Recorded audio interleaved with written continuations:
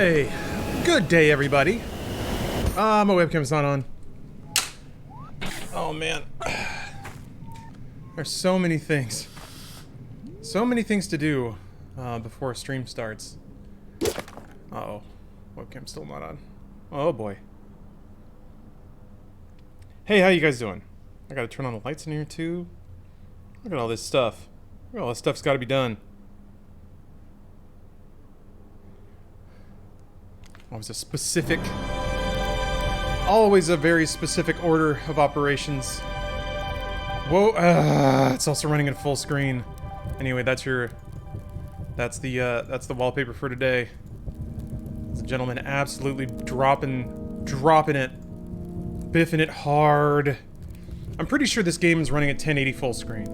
And if I could have one Christmas wish, it's that games don't launch an exclusive full screen by default. I don't know, like, is there any machine for which that is optimal? Launching an exclusive full screen. I get some weirdos out there may want that, but yeah, well, I guess it's at least, why does it keep, like, I don't understand why, like, Windows decides to move everything around and change the desktop scaling for things that are the same resolution. That's what's really strange to me. Whatever. Hey, time for Spelunky 2. I played this a little bit already on PlayStation due to the weird exclusive windowing, but now it's on PC, so it's time to really play. This is where it really matters. This is the real stuff right here. Oh, slot man. Windows must exert its dominance. Wait, Xbox? What does Xbox have to do with it? Games have been running exclusive full screen in Windows since before Xbox was a brand. Hey! Look at that stupid dog is on the picture too. Full screen for G-Sync or FreeSync? I mean, maybe, but that's like... Why would you make that the default display mode? So few people have or use that feature. Be careful out there. Oh, thank you, Brandon. Yeah, I'm excited to review more games too. It's just, it needs a certain confluence of factors. Frankly, the biggest one of all, is that there have to be enough people who are interested in hearing about a game. Like I could do a review for Spelunky 2 or Serious Sam 4, but those are just not going to get the same sort of response. Theoretically, at some point, maybe if I work on being gaming's Roger Ebert enough, people would want to hear me ramble about anything. But we'll see. Luckily YouTube's in the point right now where it's so immaterial that I can pretty much do whatever I want and not really care about it. So it's really just a question of like time spent versus benefit gain. Yeah, and Brandon, I also hope that, I mean, luckily, I think I might do one for Hades, which is just going to be me gushing about it pretty much the whole time. So, Hades, Serious Sam 4, Spelunky 2, like, games that I could probably easily make a review for. It's, bizarrely, I feel more pressure to, talk about the game fairly. Like, more than anything else, I like have in my head this terror that somebody would work on a game and then I say something mean or incorrect. I think more than anything, the incorrectness is what scares me. And then I just unintentionally slag off some developer and all their hard work. They just sit there after going through Crunch or whatever, seeing some dude on the internet scream about their game. I guess I'm not the only one that would, like, if I accidentally do that, there are tons of people who intentionally do that, so I shouldn't worry so much about it. Alright. Lore established. Spelunky 2. Let me get this stupid dog. There you are. There you are, you dumb dog. Look at you. Look at you. Happy spelunkying.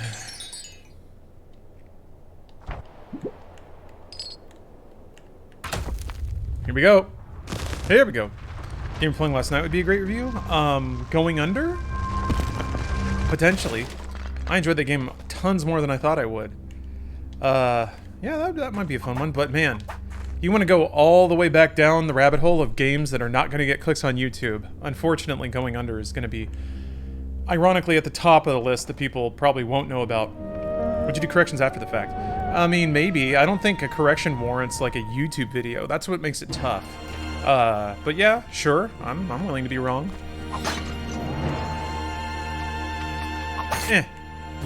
First bat destroyed, which means this is the run.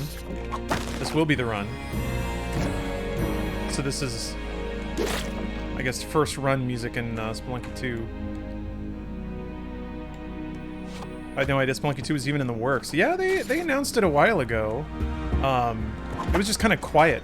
They didn't really say anything. There wasn't much of like a PR coverage cycle for the game. So yeah, I think its existence and release is a bit of a mystery for people. Oh yeah, the debt mechanic in Going Under, that was really cute. And you know, again, very, very millennial. Okay, so you can't take the torches off the wall, it looks like. So wait a minute, is this a whole zone? No, okay, it's just a square with some money in it. Alright. Spotless Mind, thank you for the Prime sub. Oh, Brandon, thank you for the cheer as well. Yeah, Going Under is pretty cool. I really like the, it's the... I mean, I haven't done an exhaustive search in this, of course, but... As for... dead. Good run. Good run. I didn't see that trap. Yeah, there's been a lot of attempts at, like, millennial humor, you know? Avocado toast, huh? You know when you go on social media and it's depressing? Or just being depressed in general? Like, depression! Hooray for millennials! I'll just continuously think about Borderlands and... Yeah, the fellow kids humor. That game seems to hit it in a more genuine way. It has yet to cross the trying too hard threshold, which a lot of that stuff does. And to some degree, try hard is also a little generationally appropriate. Yeah, everyone clap for depression. Speaking of quiet marketing, there's been almost no marketing for Star Wars Squadrons despite being released in 3 days. Yeah, I don't know. So like, what should that look like? Nutbuster. I think that like this, myself included here, I think gaming enthusiasts, like, we like to say that there's no marketing for something if the marketing doesn't reach us. But there's tons of marketing that can happen outside the visibility of watching Twitch streams or YouTube traffic. God damn, I couldn't even get up. Good run.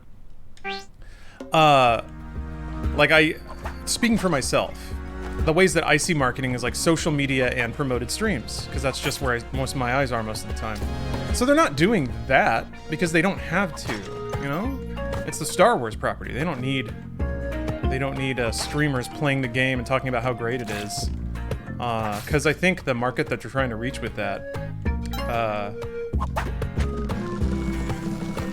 doesn't really watch those spaces either.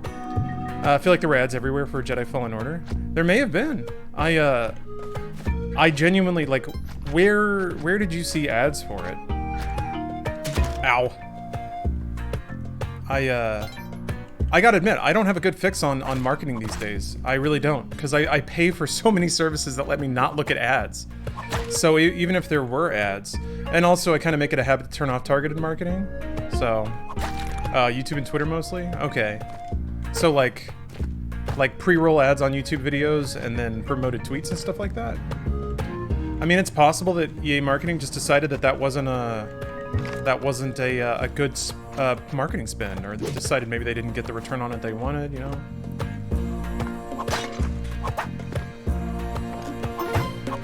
It's I don't know, to me, this is some thoughts I've been brewing for a while, but and to some degree it's kind of connected with other thoughts that I've been having about how, like, this is not unique to games, but enthusiasts like to think they've got their eyes on everything. And I think, I don't know, I think when people talk about the lack of marketing or the lack of promotion or call into question a publisher's attempt to market or publicize a game, they're really speaking about it from the channels and perspectives that they watch, of course, right?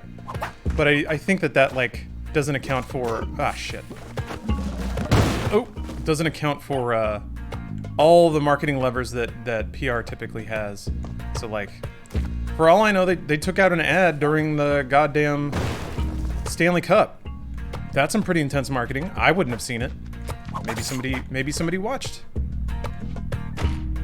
They spent it all on Greg talking about it at that one event. I mean, that could also be the case. So who knows, man?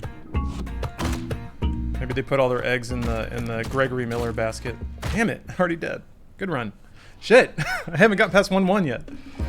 I will though. I will. I swear to God. I gotta just go to the exit. Like, for some reason, when I first start playing a roguelike, I just like exploring a lot, and to some degree, that's counter to what you need to do. Ugh. The more you explore, the more you open yourself up to damage.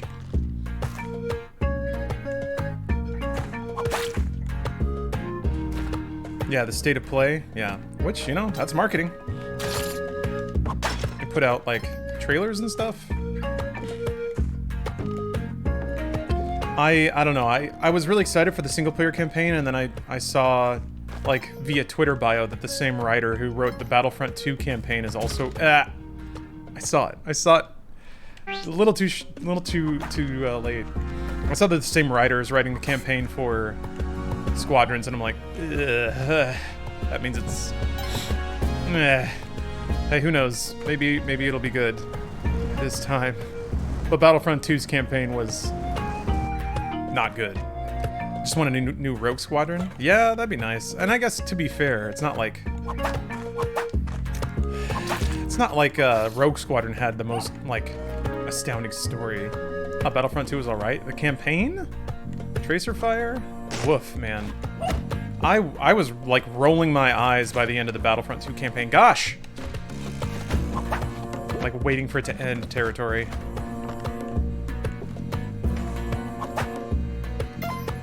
But that's me.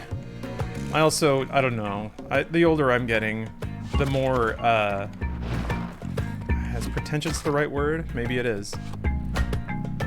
The more, I just have less and less patience for writing, I guess. Just bad writing. And I don't put it all on the writer either, to be clear.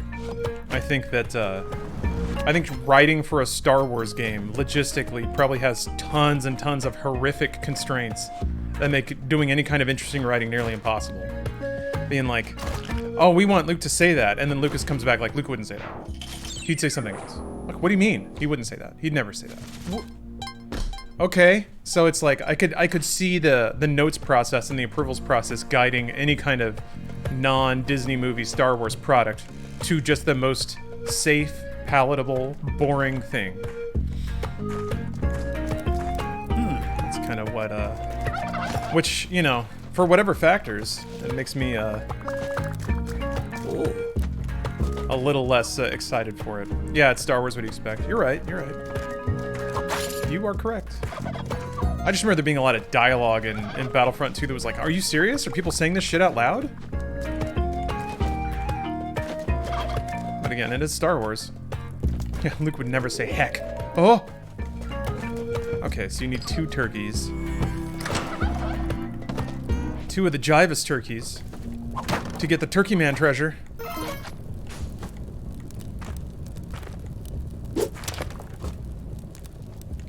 Ooh, a caveman shopkeep. Nice. What does turkey do? Oh, health, alright. He sells pot. Okay. I made money on that pot. Why can't I go out this door? Maybe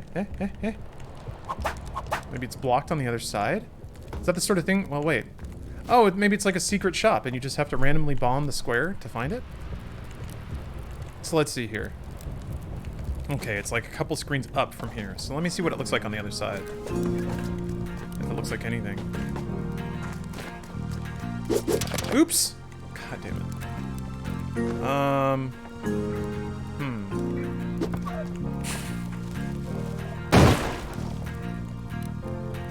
Oh, it's like, maybe that's it? It's been like boarded up or something? Biggest problem I had was that they promised an Imperial storyline and we got the main character joining the rebels. Yeah.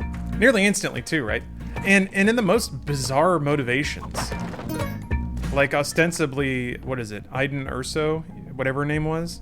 She was okay with everything the Empire had done up to that one point, including exterminating an entire planet. And then somehow that was like, oh, this is too much. This is too much. I can't stand for this. I have to become a rebel now. I'm like, what is that? Come on now.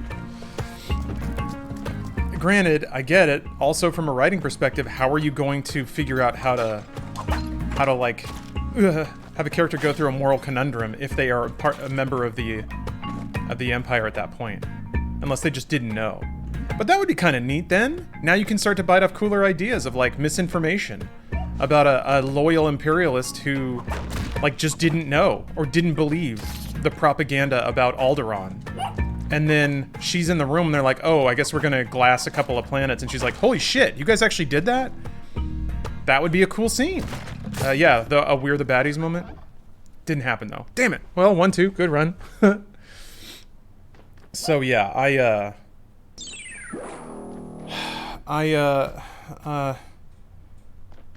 Burgoynes? Thank you for the Prime sub. Fat package. Thanks for the Prime and the fatness of your package. And Spotless Mind, thank you. Which game are you discussing? Battlefront 2. The newer Battlefront 2. Battlefront II. The campaign for it specifically. So, you know. It's a bummer because I think there are ways to do typical storylines, but at least make them have an ounce of interest. And Battlefront 2 was just so by the numbers.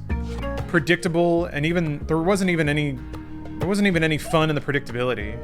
It was just like hitting beats because those beats have to be hit, and that's just how it is. But that's me. That's me. Again, I embrace fully that. I feel like more and more I'm just like, what? Huh? Trip over a skeleton? I like how angry that lizard is. He just wants to sit and digest and let this rock regulate his body temperature. That's all he wants. And here I come. Here I come with my whip. Some high-ranking officer's just like, wait, I thought we were ironically blowing up planets.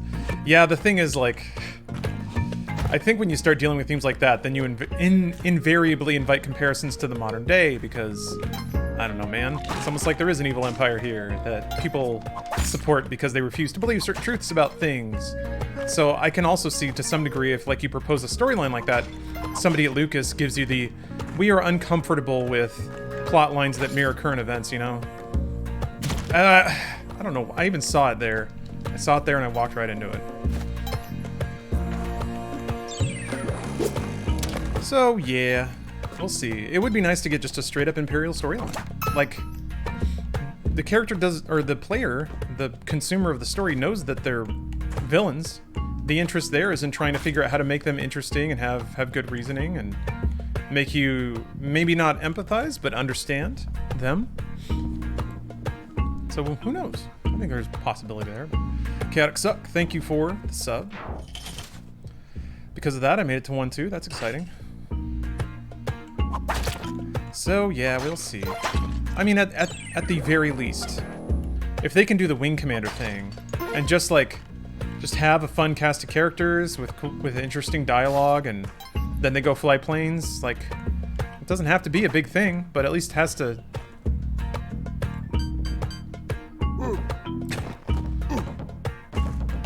Please, just something. Battlefront 2 was so lacking in anything. Like, it wasn't even fun. And I don't mean like fun in a gameplay sense, because shooting stormtroopers is always fun, but more like there was no fun dialogue. There was not... It was very self-serious, but it had nothing to be serious about, I guess is really what my takeaway from playing Battlefront 2 a million years ago was. He's got a little rock. What you doing with that little rock, buddy? You proud of your rock? You want to show it off?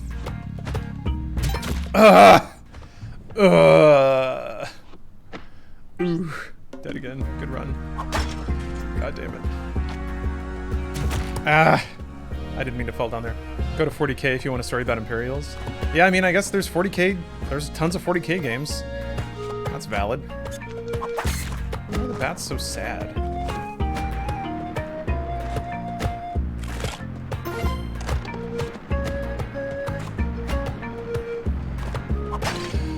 Oh! I'm poisoned. That's probably not good. That's probably bad. It's probably not a good thing for me. Not a good thing for my spelunking.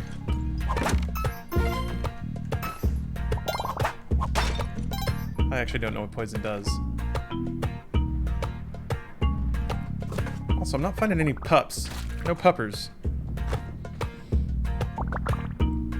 What was the Star Wars game that let you play as a group of clone troopers? There it is. You're thinking of Republic Commando. Which, like, the setting of the prequels, in terms of, like, morality and perception and character motivation are really fascinating. Because that's the situation where the bad guys genuinely thought they were the good guys. And they probably were.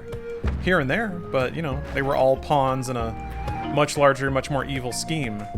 So then you can have characters that are ostensibly the bad guys, or the dramatic irony of you knowing they will become the bad guys.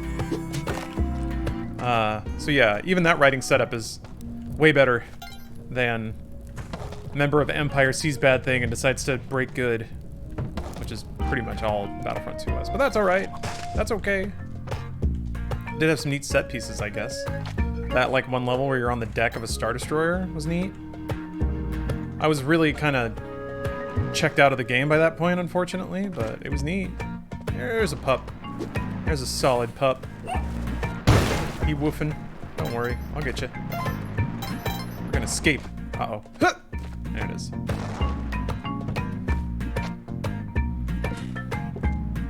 Uh-oh.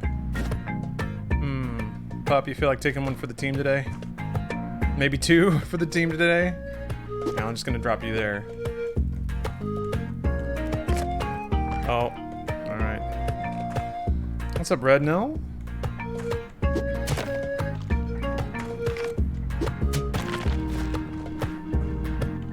Alright. Oh! So I'm excited. I'm excited for Squadrons. Just because it is the type of game Lucas used to make a lot and then just stopped. Whatever happened to Factor 5 anyway? What's your opinion on Fallen Order? Struggle to complete it towards the end due to boredom? I mean, I was in it just for the gameplay. The gameplay and the level exploration. I was a bit underwhelmed, because the game sort of ends with, yeah, let's keep going, and there's nothing left to do. And it really did feel like it was setting it up for DLC, like adding another planet and another, like, little mini storyline. That'd be pretty easy to do. Just drop another planet into the galactic map and then a couple more levels and stuff. So it's strange to me when there is a single-player campaign like that that does that thing where they leave it open at the end. It's almost like a TV series at that point. Yeah, sequel bait. Uh-huh. Any plans to stay serious Sam today? I don't know. I did not know that Spelunky 2 was coming out today. I thought it was coming out on Friday. So, who knows? Who knows? I still need to check out, well, I don't need to, but I want to check out, yeah. Don't hit the spider. I want to check out, fuck! Dude! Sorry. Concentration broken. Genshin Impact, yeah. That is fully installed. Oh yeah, Layer killed Factor 5. Layer and Sony exclusivity. I mean, really, I think it's more like the insistence that the game operate via 6-axis is what killed Factor 5. If Layer had normal controls, it might have been okay. So, again, it's weird. It's weird sometimes. Layer, and I honestly, Sony, maybe that was the game they pitched to Sony and got it greenlit, but that sometimes it's weird to me that certain companies get passes, even though they do the same shit other companies do. Like Sony has shuttered studios unceremoniously, and has killed studios with exclusives, or by getting them to produce exclusives. Microsoft kind of too with Insomniac to a degree. They were never the same after Sunset Overdrive, but And man, people left Crystal Dynamics in droves after the last Tomb Raider, which was pretty tied to the Xbox brand too. So that shit happens. Oh, that's right. They did patch in normal controls. Man, what a rough ride. I don't know. Again, I'm just bitter. I'm just bitter that Sony's not making Wipeout. Sony's not making Wipeout. Nintendo's not making F-Zero. Just, I guess it really is down to the brands you like, the products you like, and how you view companies as enabling or hampering them. Damn it. Ugh.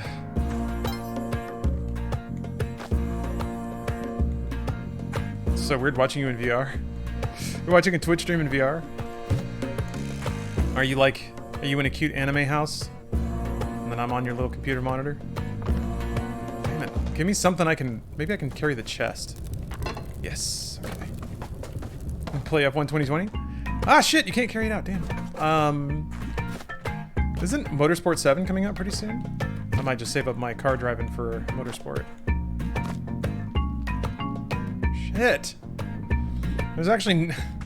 I guess I can drop a bomb? Yeah, I got some bombs. It's not like a pot or a skull or anything.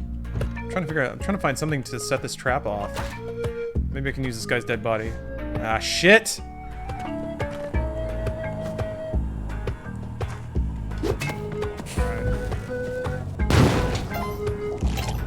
Hey.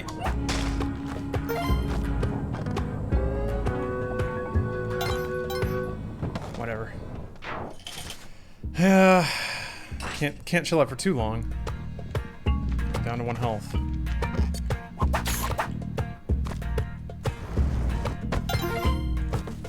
Stacking up them bills though. Did Microsoft ever make a new Mech Assault or Mech Warrior game? No, Microsoft did not. But FASA did make a Mech Warrior 5. It came out last year, I think. It was bad. I only played a little bit of it. One of those would like to play more, but just other games kept coming out. It was a bit meh. Yeah, I don't consider myself enough of a Mech Warrior scholar to have an educated opinion about that game. It seemed okay to me. Stomping around as a big old robot. Shooting guys. It's not a real Mech Warrior unless you can turn hard enough to tip over, though. That's the realness. Actually, that was a... No! SEAL Battalion thing. I don't know why I thought that was gonna work out. I don't know why I thought that. Took off the headset, was getting toasty. Yeah, it's gonna be a toasty one in LA today, so prepare yourself for pit stains. Actually, I guess I have black t-shirts, so.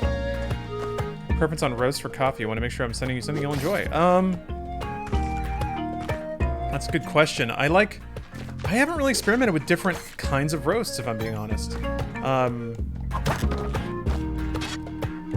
I've only had light roast coffee a few times, and I didn't much care for it. Ugh, what did I think was gonna happen?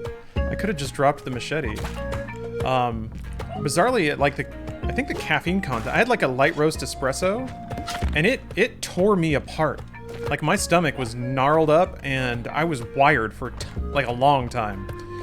So I would say like darker roasts. I think just in general, I tend to go for more coffee, nutty, earthy, and rich flavors.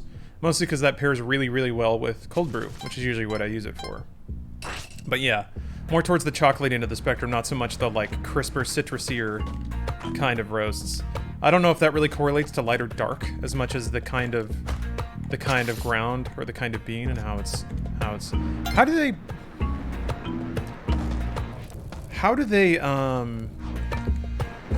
how do you flavor coffee beans? Like after it's roasted, do you just spray it down with flavor and that's how that works? Or is it really down to like where it's grown, the soil it's grown in, and stuff like that? Flavor preferences even easier to match. Yeah, I can speak in those terms a lot better, I think, than roasts. Mostly because I just like don't get light roasts just really aren't around that much.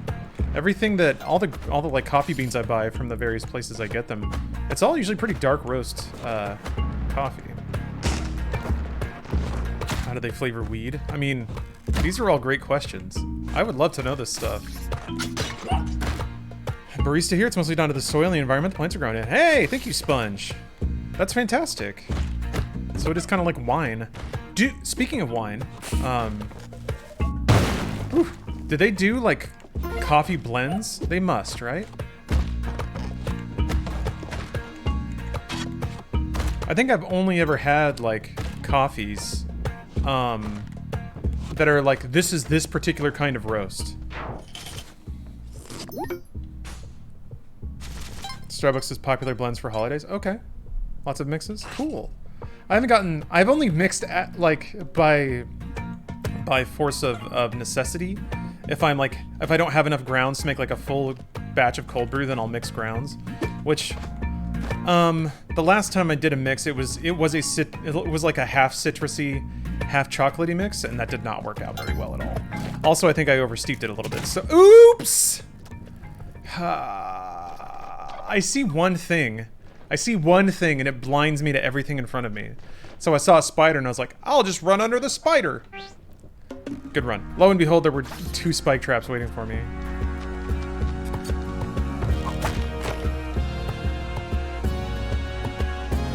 I graduated up to the second most inexpensive grinder, so that's exciting. It's already paying dividends. I don't have a, what's the really expensive one? Burr grinder, I think. Don't have that yet. When this one breaks, I think it'll be time to graduate up. This one has quiet vortex blend technology. And, this is the best part, the little cup you blend in pops out. So I don't need to like blend and then bang it all into the lid and then use that as a thing to scoop it in. Love these stupid little cavemen. I have a Burr grinder, but it's way too loud. And then yeah, Young Tusk, the like more artisanal grinders taking up counter space is more what I'm worried about. So this is like a bit of a higher end Krups, you know, just like a $40 something or another off eBay. Burr grinders are super nice. Really even grind on your beans as opposed to the choppiness of blade grinders. Yeah, that's certainly something I've been working on lately, is working on the consistency of my grind. Although I feel like at that point I'd probably have to start like taking photos and notes to accurately remember what it looks like, or the fineness of the grind. I don't have a Chemex, no.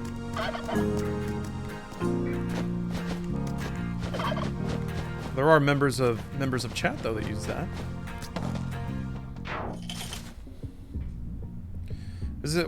What is a Chemex? Is it just a carafe to brew in? Hold on a second. Luckily that's 6.6 Steam overlay. Oh yeah, that reminds me. Let me open another overlay. Like the game bar has Task Manager on it now, I think. Maybe I have to update for that.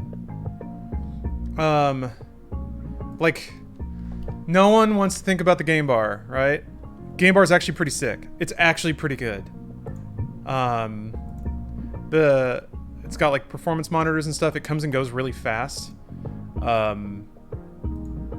You can have it like float over your game, so you can have performance monitors or task manager in there. I'm throwing it out there anyway. Yeah, process monitor. It's a lot. I mean, just from that reason alone, and you can also launch it from the desktop. It's actually a lot more efficient to do it that way than it is to go through the task manager, even though that's easy. Like Windows X task manager, that's pretty fast. But Windows G and it just being right there, in addition to whatever else you want, I just want to give credit where credit's due. I think Microsoft/Xbox has been trying so hard. So hard, they've been doing everything they possibly can to get you to love them. So sometimes I think a lot of those efforts go unnoticed or uncelebrated, which I think is a little unfair. You know, the gaming community likes to call bad things out as soon as they happen, but good things kind of like, yes, good, we expected that. Well, come on, give people credit for doing the right thing too. Anyway, that's just me. All right, back to the issue at hand. Okay, yeah, it is a. Okay, so you just put your grounds at the top and it's a drip through. Ah, it's a filter. Got it. So. How is this different than like the shitty little this guy? Because I got one of these, and granted the like you have to do a coarse ground because it's just a metal sieve, but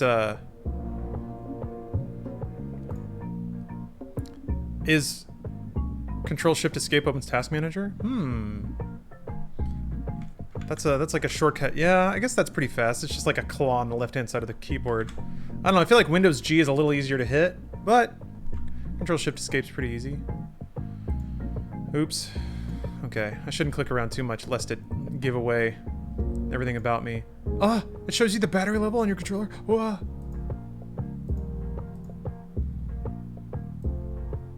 God. Like, the game bar has suddenly become just a Windows level tool that's pretty handy to have. I don't know why I'm dicking around in this so much. This doesn't matter. This is also, for real, like, in my tingly little head, I like Microsoft buying all studios because it means more games will likely have achievement point support. There's a built-in screen recorder. Oh man, not if you disabled your Windows key in the registry. The Windows key is really useful. You don't. Okay, I get accidentally hitting it, but the shortcut commands from the Windows key are insanely useful. Also, you can bind that to other stuff. So, like for me, I have Windows key on Snip, so I can just like. Boom. I can just throw shit to my it's really useful for making YouTube thumbnails. So for me, Windows Shift S, and then I just click and drag whatever I want. Yeah, when R is run, there's so many good shortcut commands off the Windows key. But hey, if you don't want to use it, that's fine for you. If you accidentally hit your Windows key, you have to get good. I don't think that happens anymore. Well, I mean, in borderless windowed, I guess it does, but yeah. Control X? You mean Windows X? The jump menu here? This is super useful.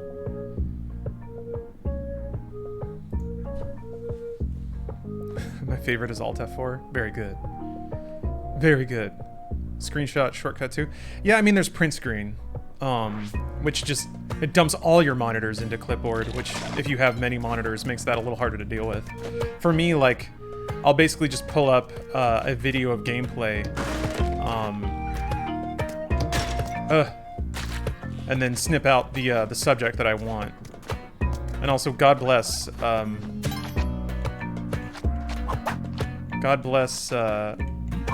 context-aware fill in Photoshop. Lets me get rid of my webcam and the sub feed and all that for more clean thumbnails. Oop. Anyway, apologies for throwing around a lot of subjects, but I don't know any baristas in chat. Could you educate me why Chemex is more effective than just that stainless steel drip brew? My rig out right now is essentially I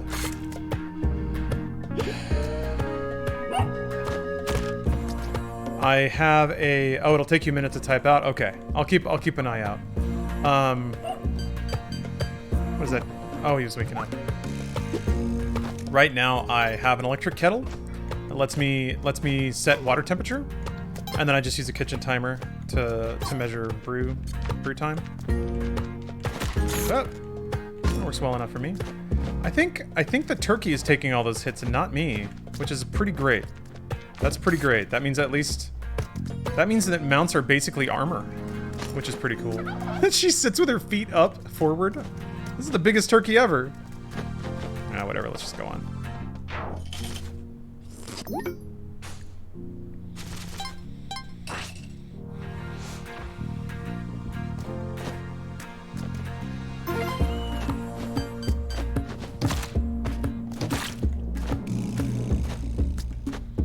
Part of it is the filter. For Chemex, you're using a paper filter, which filters out more than a stainless steel filter, which will let fine stuff along with more coffee oils. That's right. Yeah, I remember hearing about paper filters. Oh, that's a dead turkey.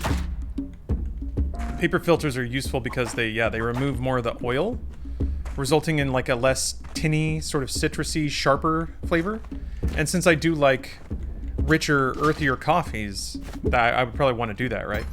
I was trying to develop the taste for oily coffee. I like this guy. Look at it. He's got a big old porcupine on his head. They opened a Blue Bottle near the old Funhouse offices, and that was kind of my morning treat to make me more excited to go to work. would be stopping in a Blue Bottle and getting a big-ass coffee. And yeah, those Blue Bottle coffee is very oily. Definitely going for that kind of flavor. The sharper, twingier having more oil gives coffee a bigger body.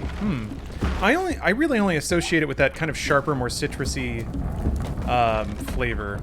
But maybe I'm misattributing it. Maybe that was just the roast that I had. Where's this pup? Oh!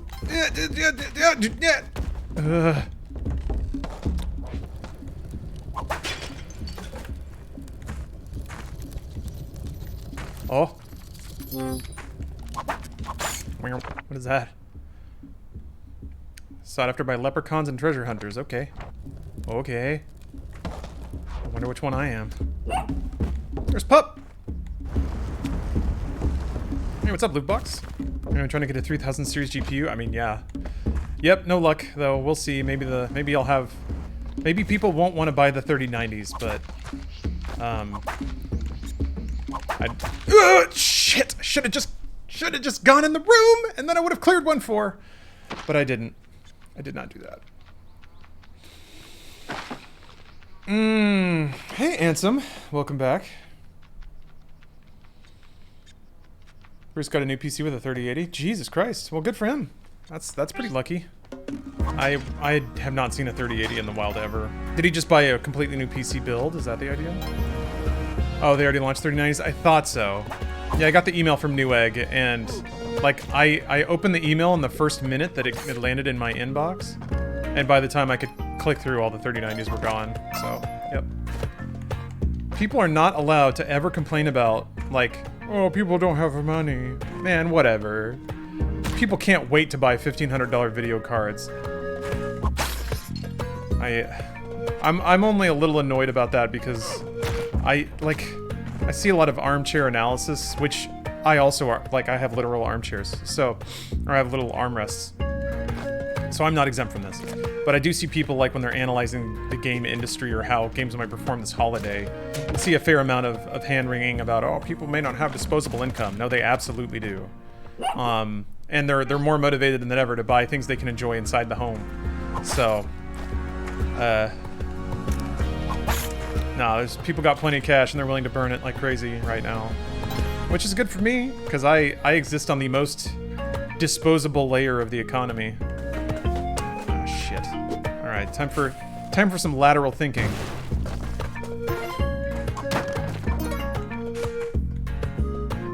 Pretty sure it was 500 people with 10 bots each. I mean, the retail stores all insist that it's not bots, but maybe it's bots.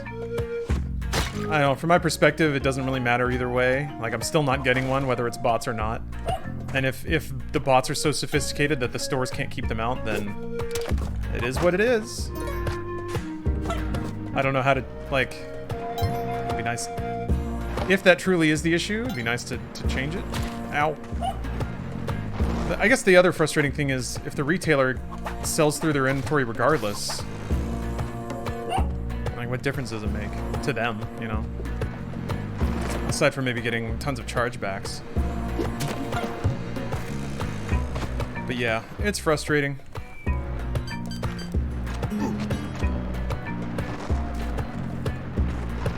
But you know what? I got a, oh, you got a 3090 Turbid? Dude, what?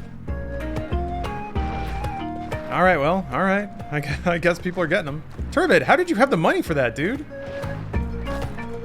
You bought a $1,500 video card?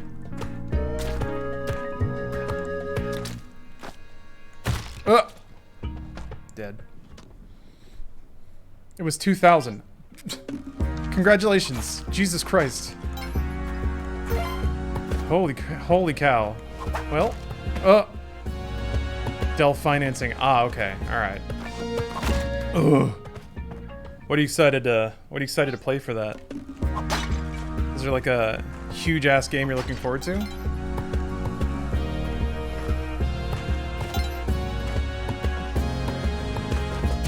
Ugh.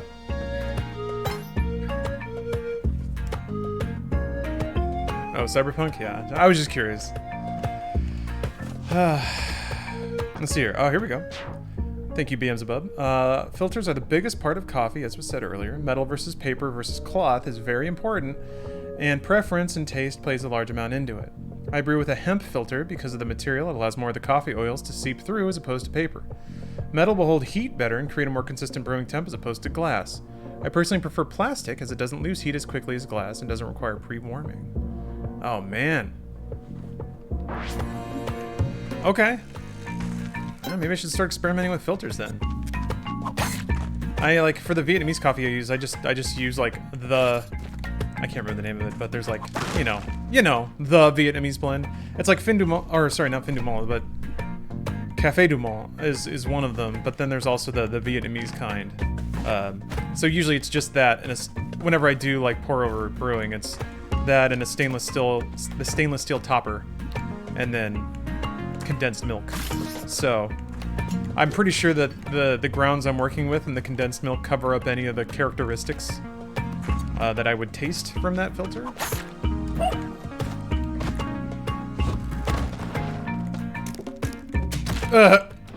It's funny. I was like, I'm gonna go explore over here. I might find money. Wasn't worth it.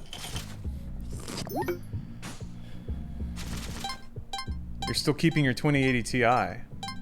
What are you gonna do with it? Also, yeah, I think I don't know, I think a 9900 is tons of CPU. I don't even have that, and I'm pretty sure I'm fine. Ugh. Games are just not super CPU bottlenecked right now. It's not? I don't know about that, but okay. Maybe like next-gen games, once they're ported to PC, would be a little more CPU intensive, but like, how can an 8-core, like 4.5 gigahertz Intel CPU not be enough? Shit! You leave performance on the table. I'm pretty sure benchmarks have borne out that, like, CPU is not what changes frame rates and stuff like that these days, still, but I could be wrong. Ow.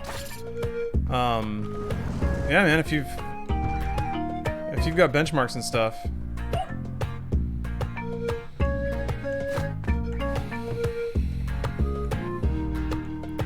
V60 is cheap as hell. It's like $10 and really easy to change out the filter you're using. Find what you like. The grinder you use and grind size you have is the next most important thing. Even extraction is your best friend, which is why all baristas recommend getting a Burr grinder. Blade grinders won't give you the necessary consistency in order to have the same quality cup of coffee day in and day out. Also, the beans themselves play into how you dial your grind size. Okay.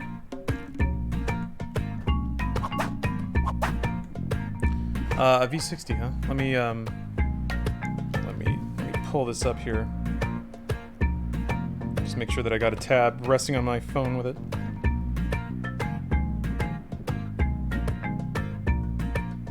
All right.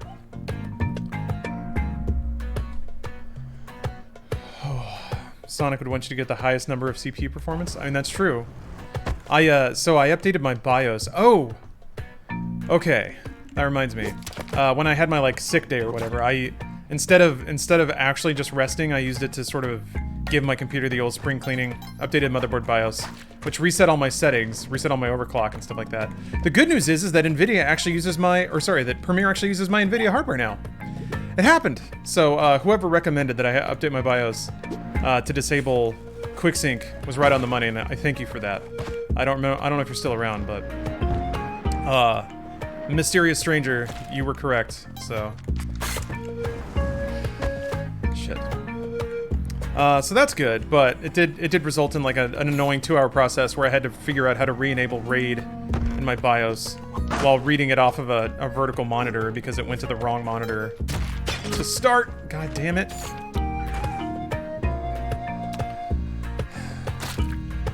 I don't know, I was looking at upgrading my CPU, honestly, with the next wave of cards as well. Like, it's the kind of cascade of thought. I was like, well, it's like, if I have to alter my computer case to get a goddamn video card in there, I'm gonna have to take out the motherboard and everything else. Like, and if I'm already doing all that, I might as well look at buying a new motherboard and CPU. Because, like, if I'm just gonna revamp the whole fucking thing. But then I looked around and, like, by the spec, new processors are really not that much profoundly better. Like, same clock cycles. I mean, tons more cores, but games haven't really tapped all that stuff yet. Use Intel or AMD. Intel for gaming, AMD for streaming, for video compression or video encoding. So yeah, I have the 8700. At least I'm pretty sure I do. And like with a very modest overclock, you can get it to boost up to like 4.5, 4.7 gigahertz under load, and it's just super hard. It's super hard for me to conceive of a it's super hard for me to conceive of a game that like isn't PC exclusive, or doesn't scale to ridiculous levels. That like not 5 gigahertz. I mean, you're right. It's not 5. I could probably get it to 5. But again, I really don't think that I'd be gaining that much. I might be pulling some juicy numbers in the CPU tests of 3D Mark, but in an actual game, I just can't see it translating to a lot of real-world benefit or more frames, really is what I want. Oops.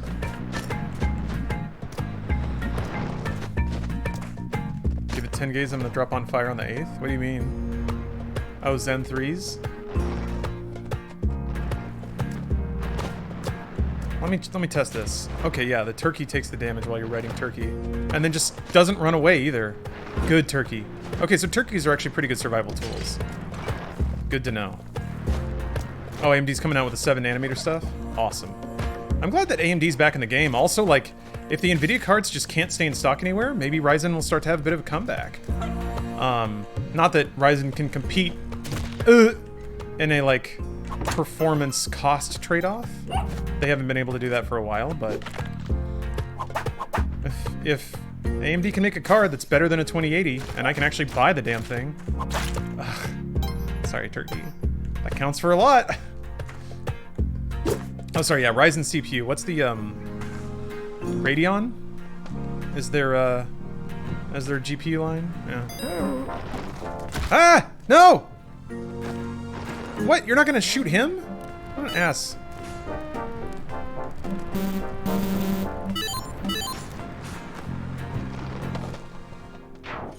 Navi leaked benchmarks are not looking good versus 3000 series. Yeah. Bomb that turkey for some health? Oh, you can do that? Okay, I'll do that in the future. That's a top tip.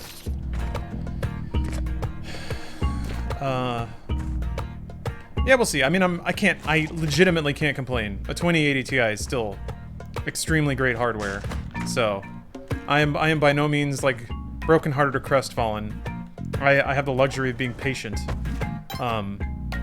But boy, is it tempting to think like how quickly could a 3090 squirt out a 1440p 60 video. Yeah, 8K 60. I mean, I'm gonna need a new monitor for that, and I still don't know when the HDMI 2.1 monitors are coming out. So there's a lot of like interconnected. Damn it. There's a lot of interconnected upgrades that are kind of on the precipice of happening. Good run, by the way. That unless they all happen at the same time, each one individually is kind of meaningless. I'm gonna need a TV. Yeah, probably. I mean, the good news there is that I have a pretty good pipeline to stream games rendered on PC to my TV. Actually, if you guys want to hear a little story about PC performance. So I bought Crosscode on Switch, and it was fine. It was fine. It was fine. But then I got to like areas with more enemies, and it started dropping frames, like going well under 60 FPS, and I was like, what is this? Why is this happening? So I actually switched back to streaming it from my PC to my TV. And not only is it in like higher, cleaner resolution, but the frame rates are so much better, and I'm like, damn dude. Damn dude. I'm just so glad the NVIDIA Shield TV basically has enabled me to play everything off my PC all the time. And then I guess GeForce Now would allow me to stream it. If I ever leave this house again in my life, but damn, that was a nice looking shop. Got a little sex dungeon under his store. I saw that down there. Yeah, I need those frames. You know I do. Oh!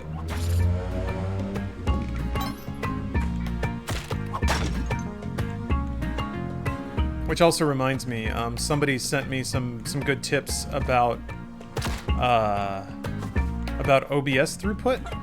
that may put to bed some of the annoying frame skip issues I get from my capture card.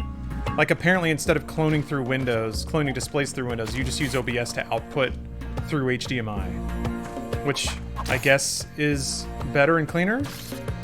So I'll experiment with that setup a little bit.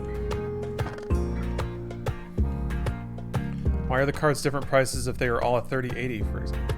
What the? That was weird. Didn't CDPR have some Cyberpunk custom 3080s? No, they were 2080s. Also, that would be like, well, that would be the height of like, of corruption, really. if just because I was dating Steph, she gave me like a free $1,200 video card or something like that. So, I try my best to not, I mean, there's a Cyberpunk chair in the background, but I try my best to not, like, flex those connections.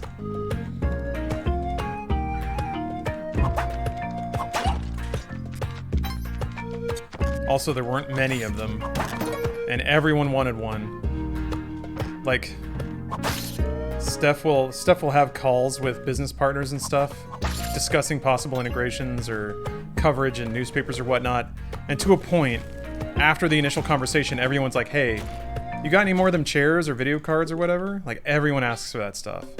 So, like, and ostensibly, there would be more of a reason to send them stuff than me. And there's not a lot to go around. So if they're not getting it, there's no way in hell I am. Believe it or not, we try to do things by the book here.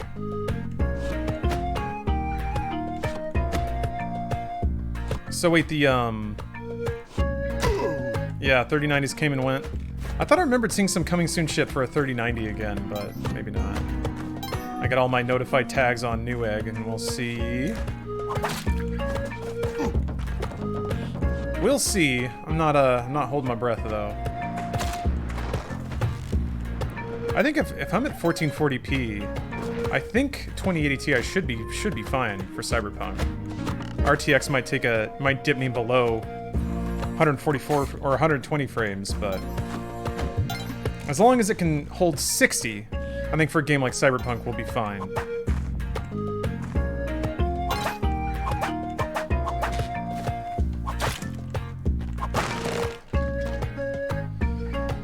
Well, that's true. And DLSS. Wait, will Cyberpunk have DLSS? Because that basically makes it not an issue at all.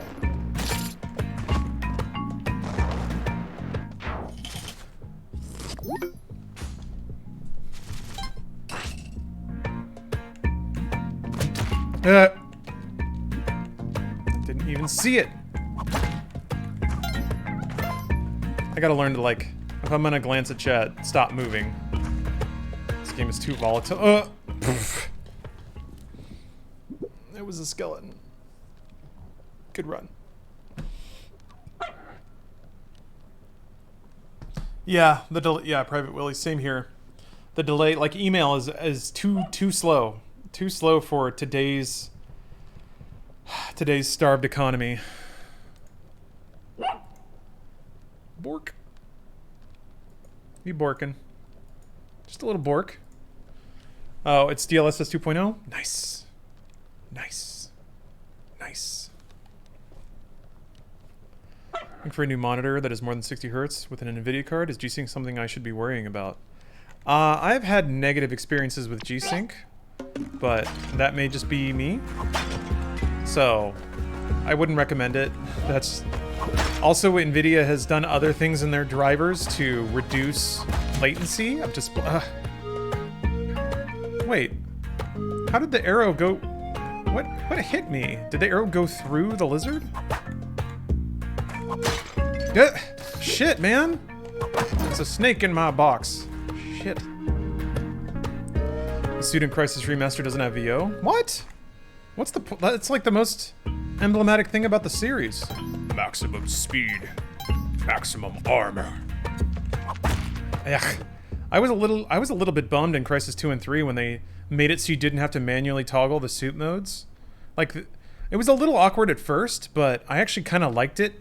It felt like you were operating a suit versus, like, speed just toggling on when you ran or armor toggling on when you got shot. I don't know. I was like, well, if you're just gonna do it for me, Like now it just feels like another console shooter. I mean, it did from Crysis 2 on anyway, but Crysis 1 is too good, you guys. Crysis 1 is such a good game that we didn't deserve. Actually, wait, is the Crysis remaster out? I've been waiting for a reason to play through Crysis 1 again.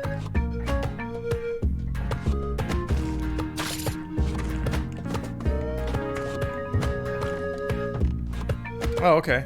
Cool. Bruce's testing his 38 on it. He already has it? God damn it. Alright, well. Why not bang it all three? They're dope. Crysis 2 wasn't very good. Crysis 3 was better, but only because it was trying to be more like Crysis 1. Crysis 2 kinda sucked. Wasn't a big fan of Crysis 2 at all. It was just trying to be Halo, man. They just really, really, really wanted it to be Halo. 3 being in a city? Parts of it were in a city. Crysis 3 was kind of in a big city dome. Crysis 2 was in a city. Is the protagonist in Crysis 2 different than 1? No, I think you're Prophet in 1 and 2. But I think you're different in 3? No, wait. You're different in 2, right? Yeah, because, like, the suit takes over your body or whatever. I can't remember. He dies at the start. That's right. You're Nomad. That's right. That's right. Nomad. Yeah. You're Prophet in 2 and 3, I think. You definitely switched to Prophet in one of them.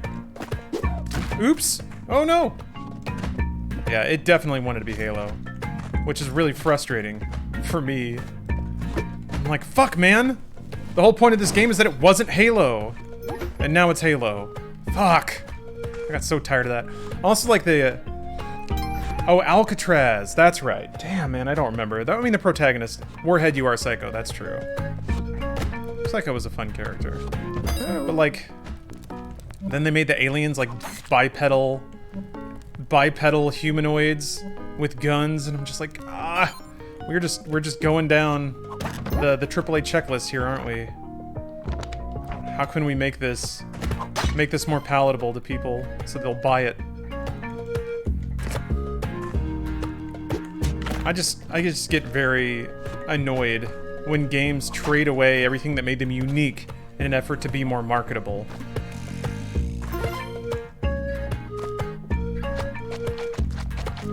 That'd be Crysis and Ultra Nightmare. That would be nuts. Man. It's the sort of thing where you're like crawling through the shrubs for 45 minutes to take out one dude because you don't want to set off alarms and stuff.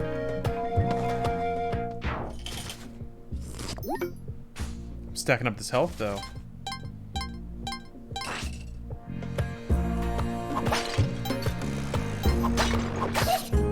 Bork. I really hate these lizards, man. Ah! Get down there.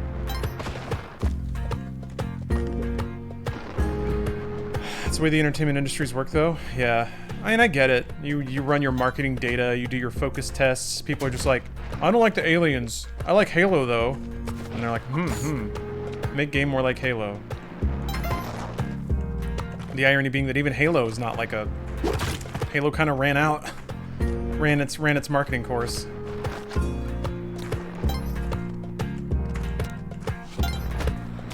It's easy for me to say, though. I don't have, like, tens of millions of dollars writing on a video game. So I can, from a consumer perspective, sit back and deride their attempts to be more recognizable or marketing friendly. God damn it. Ah! There'd have to be a spider in that one.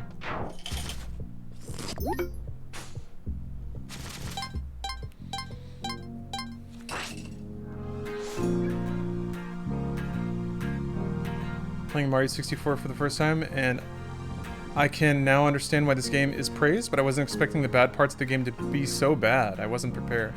What are the bad parts? I'm just curious. I do agree that, like, there are parts of that game that... Ew! That aged, for sure. Ah, dude!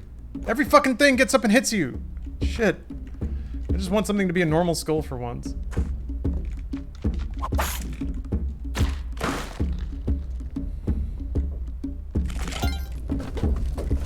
But yeah, there are for sure a lot of every water level. Well, it's been a while since I've played water levels in 64, so... Shit. Do your roll, dude. Oh! How much damage did that take off? Holy crap. I swear I had, like, at least 5 or 4 health. That was one-shotted. Damn, dude. Good run. He rolled. He did. He did indeed. Oh, the camera in Mario's a bit slippery, the swimming, and that's about it. Okay. Yeah, the camera, like... The camera's a bit finicky, for sure, but... For a first attempt, yeah. It's wild how close they got it. Also pretty intense that, like... They literalized the camera as a Lakitu that you control to kind of give you a little more headspace about what you're doing with the camera buttons. They even labeled them camera buttons, the C buttons, you know? They tried their best to get people acclimated to the idea of moving around in 3D space. Nintendo's very good at that.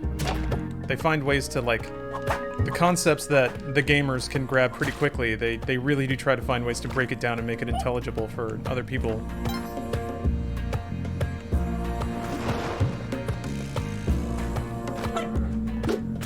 Oh, there's that Spelunky feeling again. I'm gonna do something and it will be good. It turns out that thing was actually very bad.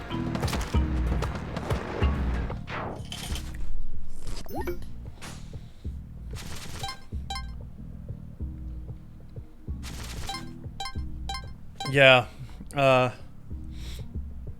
and Koanek, the early 3D games and how they treated camera is really fascinating.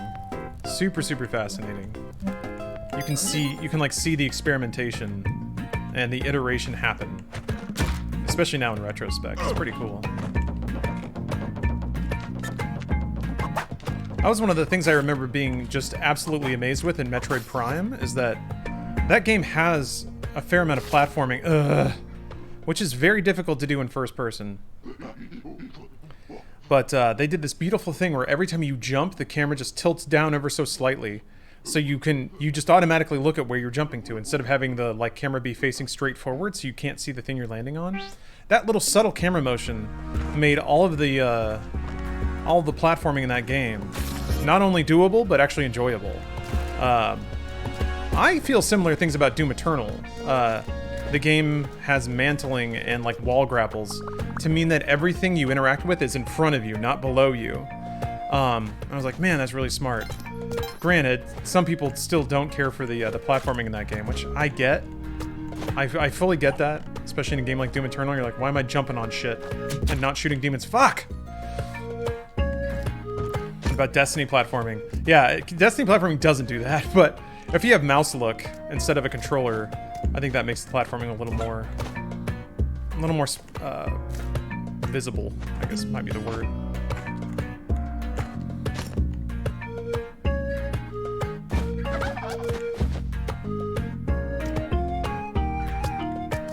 And also, I feel like to some degree, Destiny's platforming feels like it's there to be a bit trolly.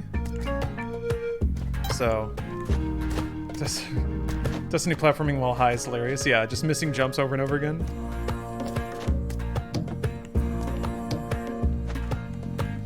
Shit, man. Gotta put this down. Nope. It's down. Nope! Ah! That's what I definitely didn't want to do. Alright, well, whatever. Live and learn. C'est la vie, they say. Hit a pebble and it launches you off a cliff. I don't want that. Like it pushes you backwards when you...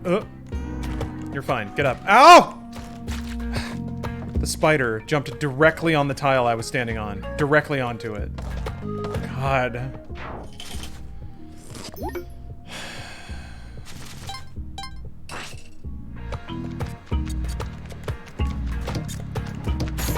Does need to stop putting loot on the ground? I have to constantly remind myself to look up and actually appreciate the scenery in Fallout. Well, there are loads of design issues in newer Fallout games.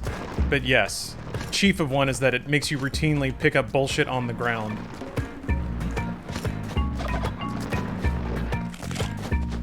Most of those things don't even matter either. Fallout is so loaded with items that only do cursory things. But I guess that's the Bethesda Softworks School of Game Design, is just put more stuff in it. Was it filled with stuff? No? Why not? Can we put more stuff? Yes. Then do it! Why are we wasting our times not putting stuff in this game?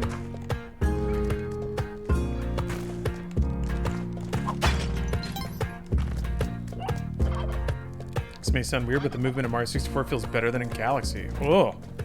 Interesting. 64 is slower, I feel like. You accelerate slower, you decelerate slower. It actually reminds me a lot of the progression of Mario's momentum from Super Mario Brothers into like Super Mario World. He's super slidey and slow in the original Super Mario Brothers, but by World, he like stops on a dime more, jumps are more instantaneous, to a little punchier. It's wild that Morrowind seems like Bethesda topped out on world building. Well, it comes down to design. Starting with Oblivion, they were explicitly designing for console more than PC, which means a lot. It means a lot for UI, it means a lot for interface, and it means a lot for complexity of game. I mean, they turned The Elder Scrolls, which is the dorkiest RPG series, into a kind of world-renowned property by basically making it simple. Making it so everyone can play it, as opposed to Morrowind, which is not approachable at all. God, playing Morrowind blind is a fun experience. Tofu Boy, thank you for the Prime sub.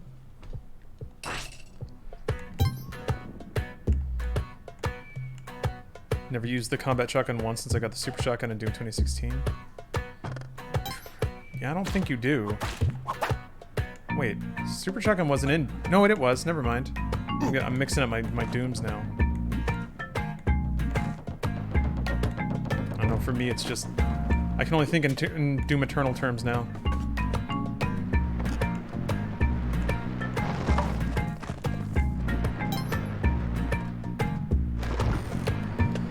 It was a bummer to see the same thing happen with the Fallout series, but you really can't blame them for doing what works, you know?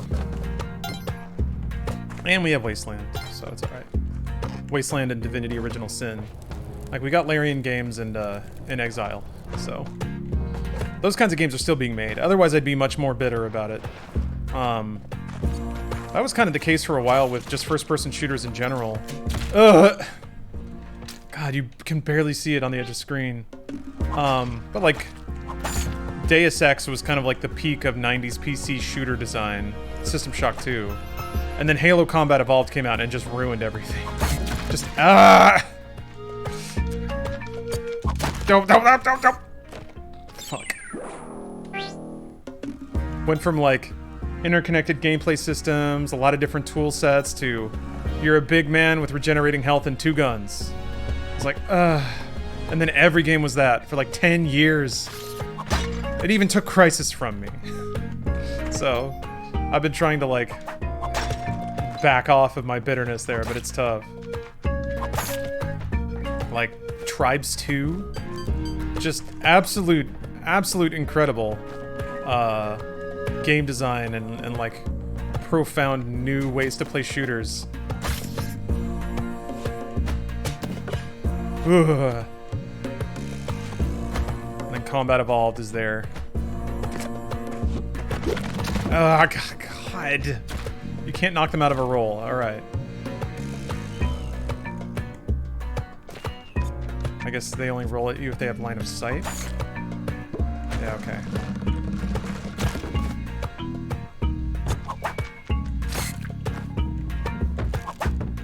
Those early days had a lot of promise of different things, but everyone started copying what made money. That's how it always is, man. I get it, and it's not a bad thing. I mean, for me it is, because I like bold and daring innovation, but Halo was fairly innovative for its time. Not to the degree people think it was. That's like saying Nirvana was an innovative band, which they were, but they weren't the first people to make that kind of sound, you know? They popularized it. So, that's fine. I don't know. The Halo conversation never goes to a good spot. I just end up pissing people off. Yeah, Gabakuros, that's been my my point of comparison for a long time. That Halo was the Nirvana of first-person shooters. Elvis was innovative? Sort of, so Spirits. Elvis is an interesting comparison too, because a lot of people say he just ripped off fucking gospel music.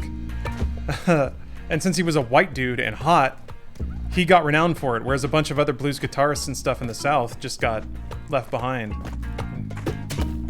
I mean, there's a lot of conversations about the Beatles too. Like, all they did was covers, like 50s bubblegum pop covers.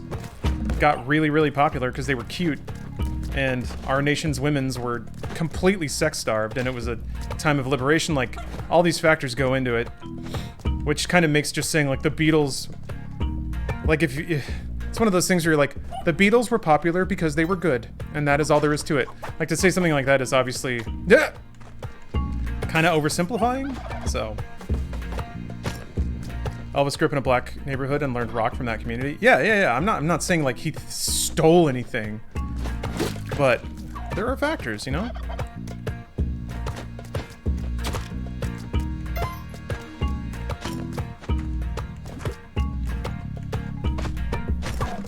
The reality is, like, creative outlet, creative creation, creative in general.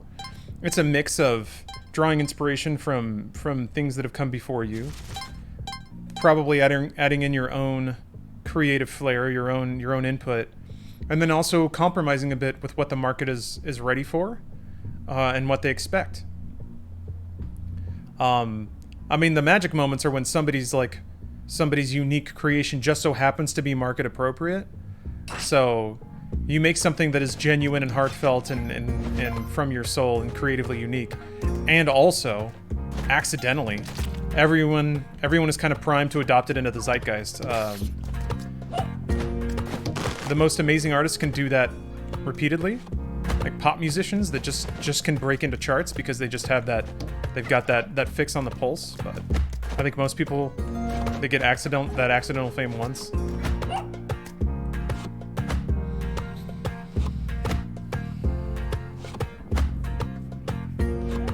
Music history is filled with people covering, ripping off, and or reworking music from other people. Of course it is. There's just so many people making music. Now more than ever, that's what kind of gets me. There's so much music in the world. And to some degree, it's a good thing that more and more people are enabled and empowered to do it.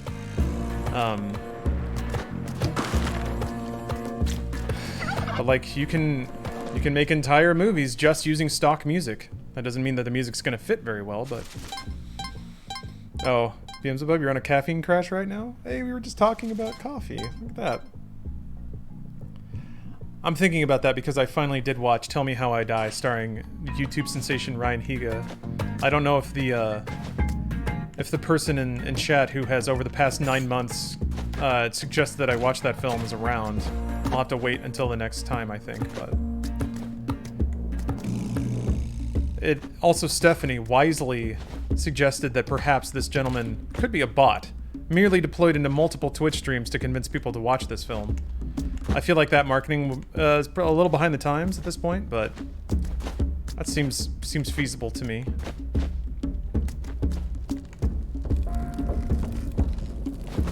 God damn it. I can't! I was holding up to try to climb on a ladder, but since I was on a turkey, that just meant that I jumped off the turkey and then immediately died. Alright then.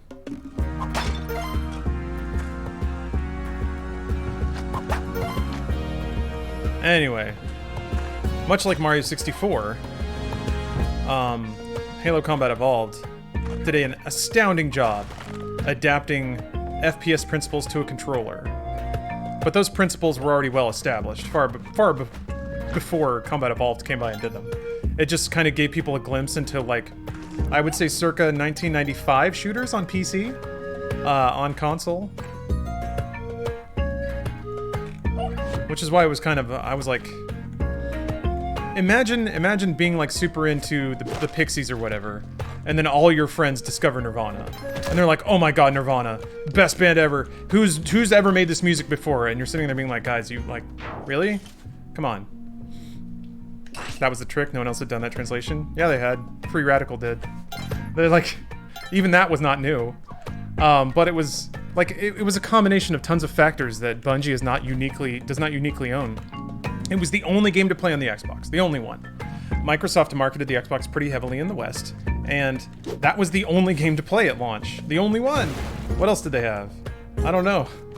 But if you market the Xbox to a ton of Western gamers and Halo Combat Evolved is the only game to play, then they're gonna play it a lot. And for a ton of people, it was probably the first like big console shooter they did, or they played. So it has that feeling of spontaneity.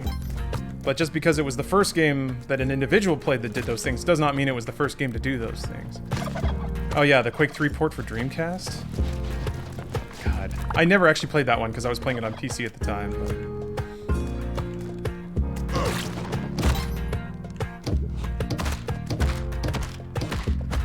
And it was like, it landed right in the, like, male demographic at the time, too. So that was where all the marketing budget was getting spent, is trying to get 18 to 34 male. And then it's like, it's the perfect game for that demo. You're RoboCop in space with a holographic lady sidekick. That's dinner, I guess. So I don't know, I feel like the happenstance of Combat Evolved's release lent it a good deal of fuel, irrelevant from the game's qualities itself. Yeah, she didn't have any holo clothes. It's science fiction.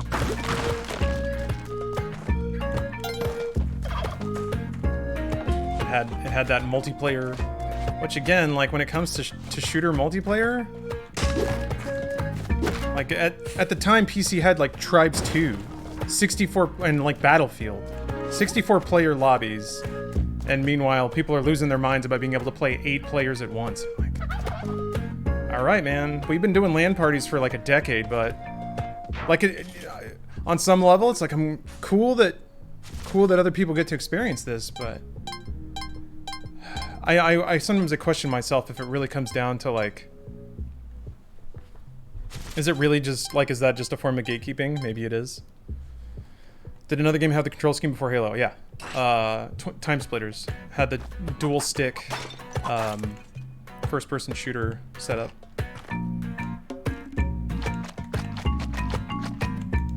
Halo's too floaty. Yeah, I mean, it has to be.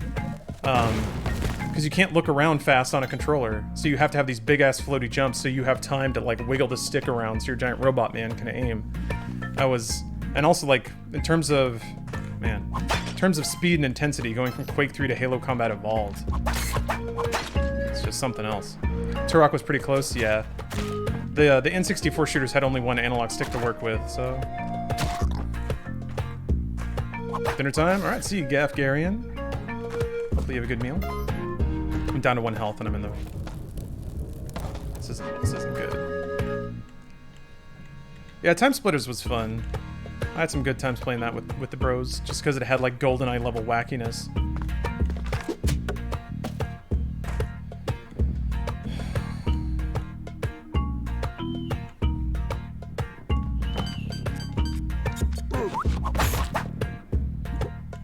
Anyway, more people enjoying games is a net good. I agree. I agree, invalid syntax. Sometimes I struggle with issues of, like, I'm obviously a dork for games analysis, so one of the things I have to kind of work on is not letting it grate on me when I perceive inaccurate analysis. Combat Evolved is one of those games that people attribute a lot more success to than I think it earned under its own weight, but that doesn't really matter.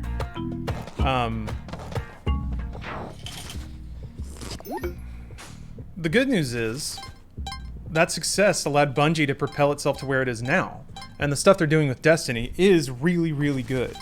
And I can say that because I have people that will actually shepherd me through the process. I don't know that I would have the same opinion if I had to try to play that game by myself. Oh, that's interesting. Lizards don't set off the arrow traps. They're just chilling. Fuck, man. Down to 1 health. Mario invented pixels. Crazy thing about, so like Super Mario Brothers is another one of those games that like, it didn't invent platformers. There have been platformers long before Super Mario Brothers. Super Mario Brothers got the like mechanics right. Got the jump arc, got the speed, got the level flow. Got a lot of things other platformers just couldn't or didn't get to that point. There was like great Gianna Sisters and Bitmap Brothers work and stuff like that, but...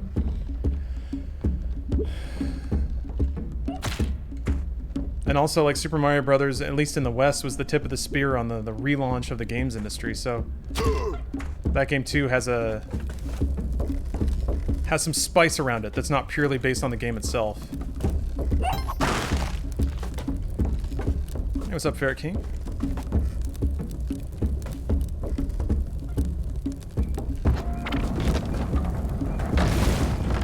Welcome. I hope you're having a good day.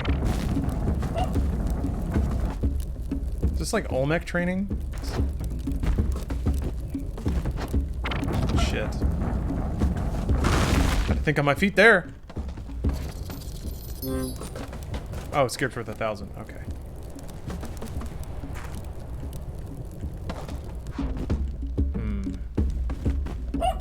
I don't think I can bomb that dog out. I died on the first Goomba as a kid, threw the controller down, saying I hated it. This game sucks. I don't know, games would always really intimidate me as a kid. There's just so much pressure. Also that phase where like I just didn't have the muscle coordination to make my hands do what my brain was telling them to do. There's a unique frustration, not only playing like NES level difficult games, but also just not having the hand-eye coordination to hit the buttons you want. I'm just gonna go for it, fuck it. I'm getting out, baby.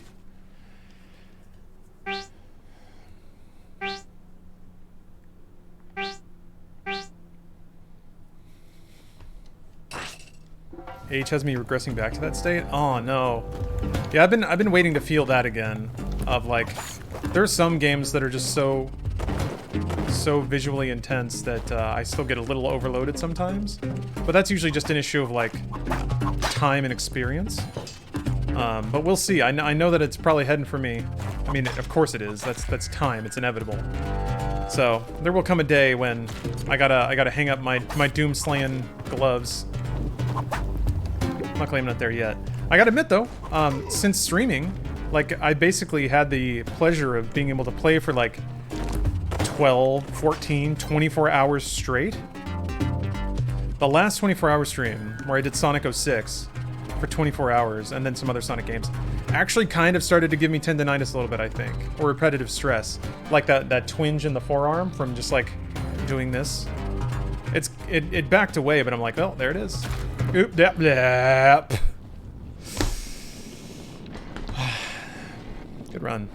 But yeah. That's like, I've been waiting for that feeling of like your body physically taking a toll from hard gaming. Good run. Alright, quick break. I'm going to use the restroom. See you guys in a second.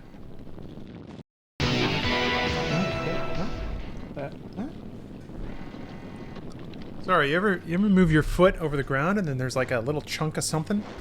A little chunk of something under there. I'm like, what's that? What is it? What's that? I don't know what that was, actually. Huh. Alright. Okay, so I should have a... Oh, you can talk? I did, thank you.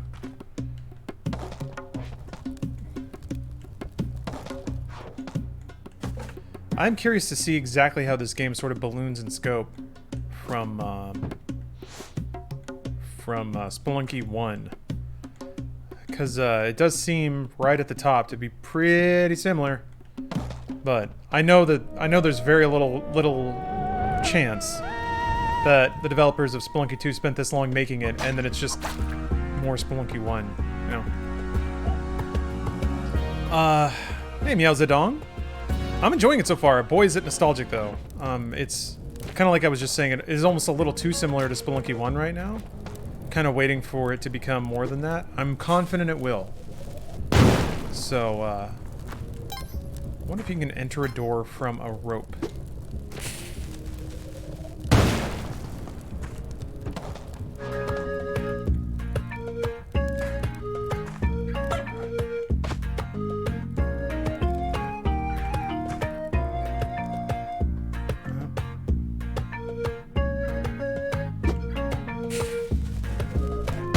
Yeah, pot fries. Yeah, it seems like a lot of people, I mean, myself included. I think I just saw a tweet about it, and I was like, well, shit, Spelunky 2's out today on PC. I caught it on PS4 a while ago. Played it a little bit there, because boy, do I love Spelunky. I don't know exactly how far away you have to land. Well, if dog gets punched by that trap, it's not gonna be good for me. Everything worked out. Everything worked out.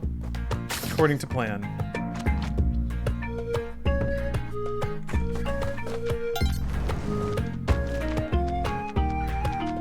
Vagante kind of spoiled me on Spelunky. Adding RPG elements really improved the game for me. Oh!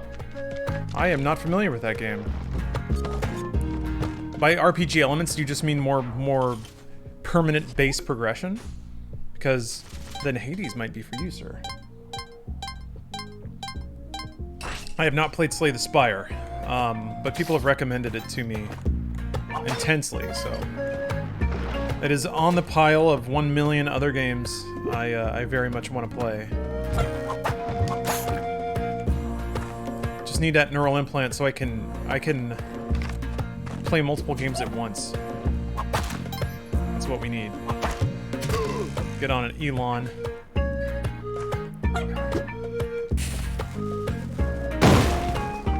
He's fine. Oh, he's not fine. Oh, no. Well, I thought he wasn't going to be in the blast radius, but there he was. Somebody said buy the shield and walk into the shopkeeper. I'm going to guess this is going to piss him off. Oh. Well, I guess it did that. Alright, well. How can you only have the shield or the... This run's gonna be sick. Where'd the shotgun go? Is it just gone? I crush it, I guess?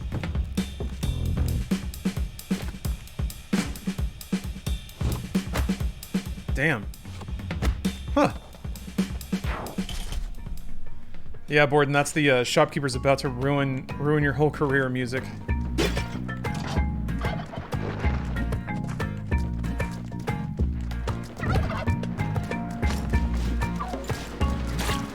Awesome. I'm invincible. Oops. Just gotta not fall too far. The irony is the turkey has explicit tools to prevent that from happening.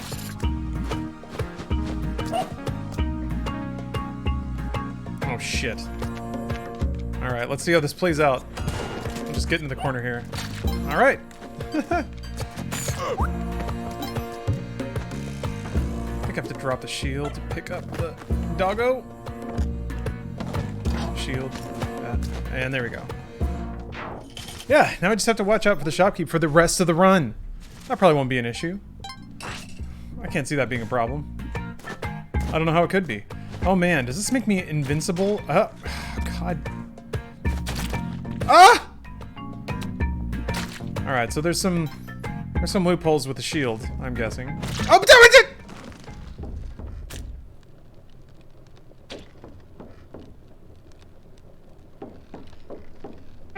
What a play, man! Wow. That lizard had some 9,000 IQ. Yeah, good run though. Good run. Holy crap. That's some like going to shove someone in the pool and they step out of the way and you end up falling in yourself energy right there. God damn it. Ugh. This fucking game, man. This fucking game. Yeah, this game is not as friendly as Hades. You don't get like an initial area where everything's easy and you get to just kill stuff for a little bit. Nope. Absolutely not.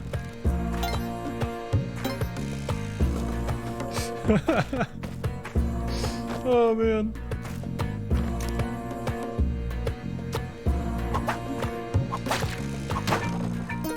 Alright, bombs though.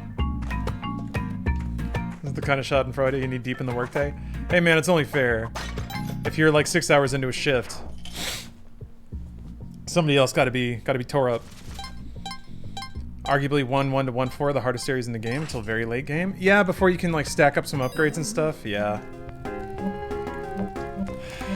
Yeah, that is... I do remember feeling like once you got out of the first zone, like the first zone is really all about stacking up health and money. And maybe if you get a lucky upgrade here or there, that's good, but yeah. Yeah, just take damage. You gonna run me right into the spikes? Yes, you are. You're gonna run yourself into the spikes and give me some health, more like. Bang!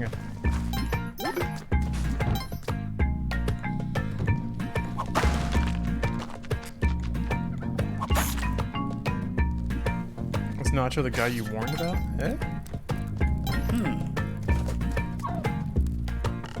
Can't say that I know a Nacho. Aside from the cheese that isn't yours.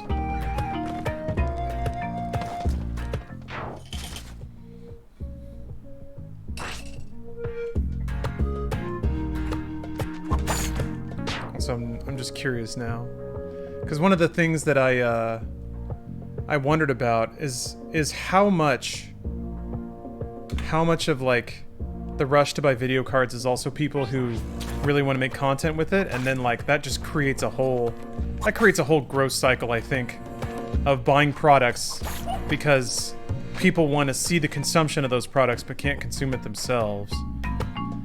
And like, man, what a vortex to tumble down of feeling the pressure to buy a product because of the trickle-down effect that it will have for your job or your business or whatever.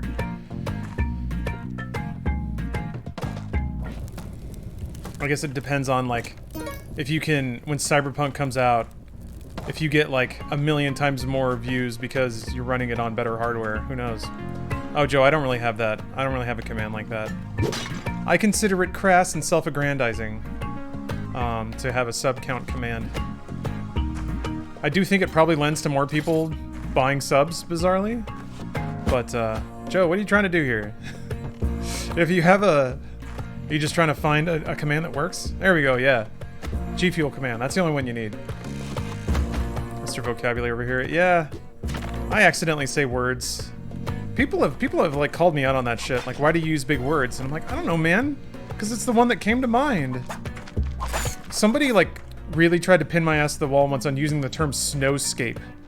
Now, granted, I think this person was like pissed off because he thought I was being pretentious and was like, why did you say snowscapes? I'm like, because it's the best way to say landscape covered in snow.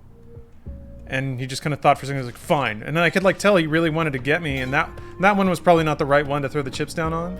There are more pretentious words he could have picked, but I'm like, man, come on, dude. It's one of those things where like, when somebody just doesn't like you. One of those big moments. Some people didn't believe procrastination was a word. Man. And procrastination is a pretty universal concept. Like, there's no other word for that, I guess. I mean, there's phrases, like putting stuff off, delaying the inevitable, but... I guess they're fully invincible while they're rolling, because he bounced off spikes. That's kind of crazy. Technically not the same, but I'm partial to tundra. Yeah, tundra's a nice word, just grammatically speaking.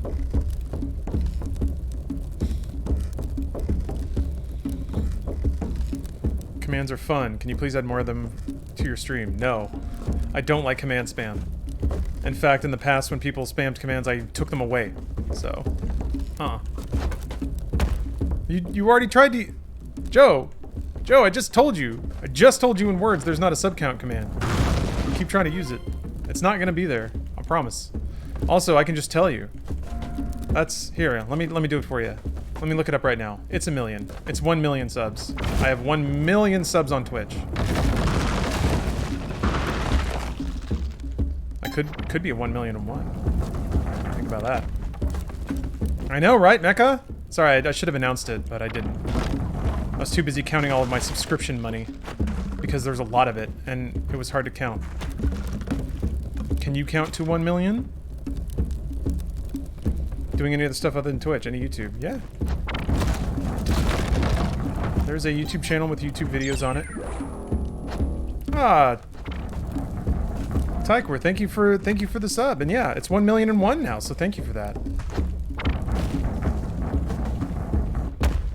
Alright, I think they really want you to go into the background here to pass this dude. I'm sure you would unlock something by killing him. Oh! Bit of an owie.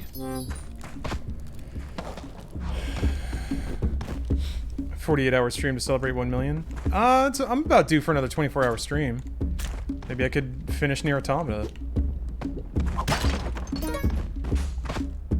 Shit. Okay, good. I was worried he didn't have another hit point. Shit. Fuck. Come back. Come back! Okay. 120-hour stream. 1 million hour stream. 1 hour for every sub. Oh, they trip over rocks! That's adorable!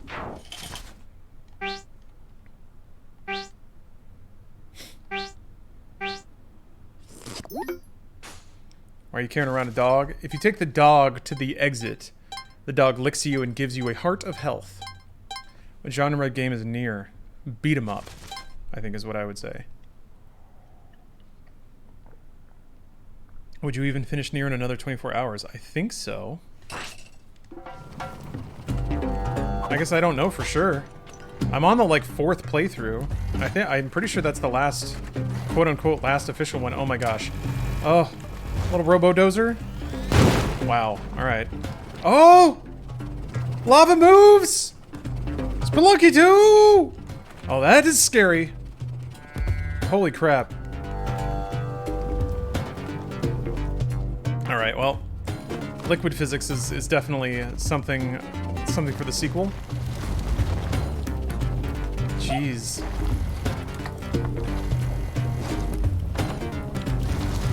Those little robots are adorable.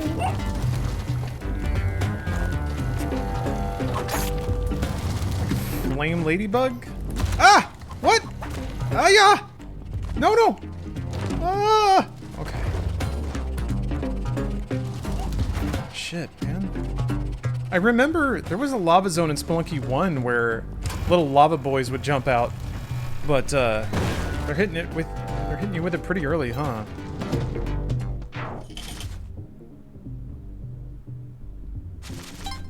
What a crazy coincidence that a buddy asked how many subs you had and there were exactly 1 million. I know. Just one of those moments of happenstance, I guess.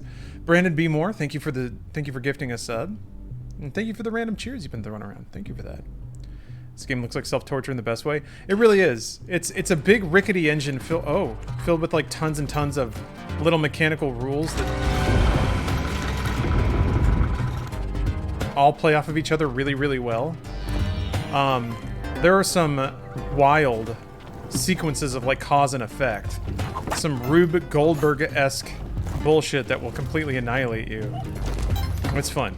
It's definitely fun. It's fun spectation too, because like, ah! Oh dear. This has got to be like another pathway, maybe not. I don't like any of this. Oh! No! I didn't think he would chase me while I was on the chain. There's no save points at all? Sort of. There are shortcuts. So every time I get past 1-4, I meet that lady who asks me for an item. If I give her enough items, she will open up a shortcut to the second stage. So then you can just skip right to the second part. And then the same thing happens after stage 2 if it's anything like Spelunky 1, but I don't know that for sure. Usually you have to get there first and see what they want, and then start the run and try to make sure you retain that item or money or whatever resource they ask you for. So there is a way to sort of bump up your starting position a little bit. The counterpoint to that is if you skip the first 4 stages, you won't really, you won't potentially have the money or the resources or the upgrades or the items that you could have bought if you played those stages correctly. So it is a little bit risk-reward. If you can play the first stages clean, then you go into stage 2 in a better position. If you don't, then you just die. So, oh, thank you, Brandon. All right, I'll call you Brandon from now on. Oop. Gotta work on not tiptoeing into enemies and falling into spike traps and blowing up my dogs.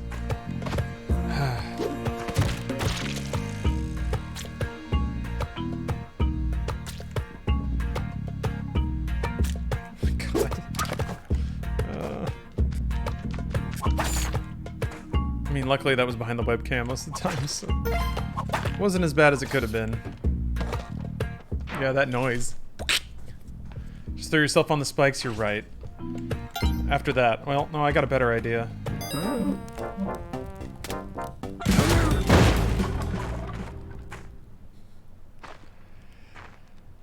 They really make you feel bad. They sure do. This game is pretty good about being cutesy and horrible at the same time.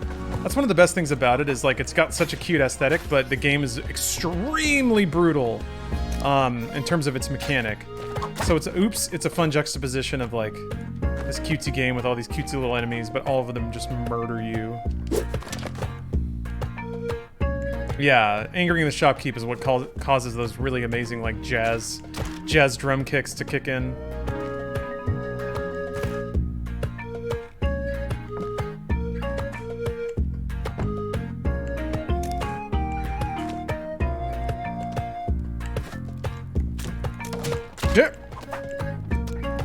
Lost the health right away. You hit a dog. I don't want to. I didn't wanna. I'm doing a lot of things in this game I don't want to. Just gonna have to roll with it. I don't want to run into spiders. I don't want to kill doggos. Big stupid dogs with their dumb little cross eyes. I love those stupid dogs. Yep. Ugh. Why was there a snake in that one?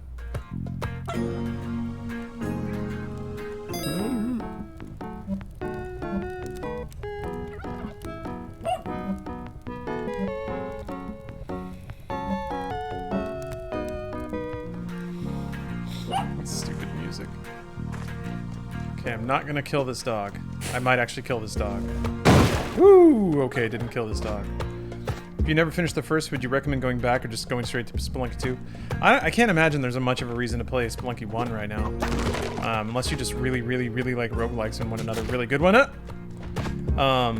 no, you can go right into this one. It's not like there's lore. I mean, there kind of is, but it's more of like just there to be there, that it matters.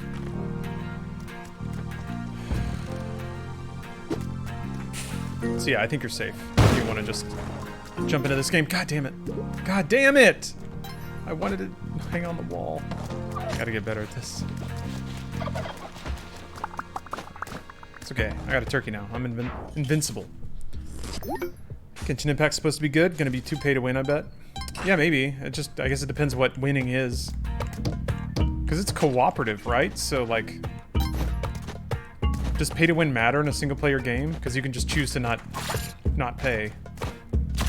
And then it's not an issue.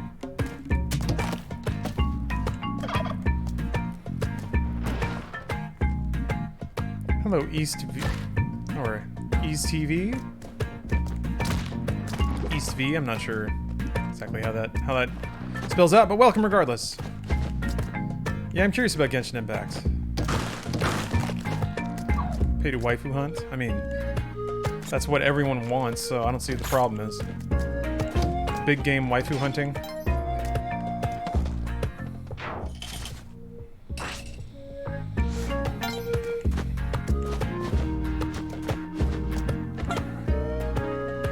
Oh wait, does Genshin Impact have husbandos? Does it? Hades is pretty chock full of husbandos, so... Oops. So I don't know. Oh, it do. Well, I'm more intrigued now.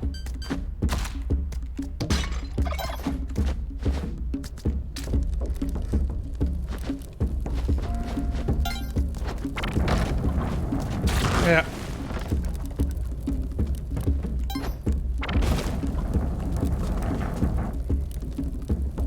Enjoyable Alarm 5. Okay, I get it.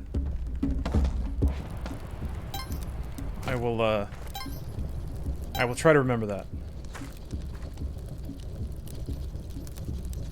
I don't know if I can fall that far. Simple solution to that problem. I like played Genshin for about an hour and a half, but it seems so shameless and soulless. Man, really?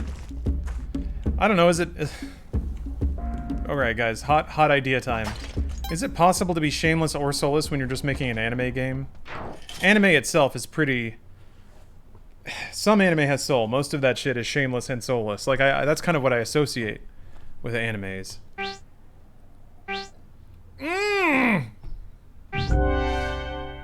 Alright. Luckily, I happen to have that amount of money, so...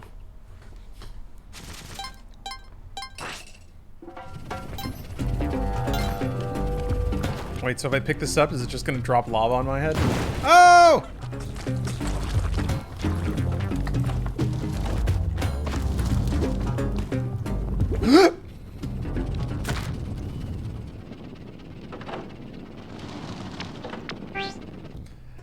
Oh, goodness.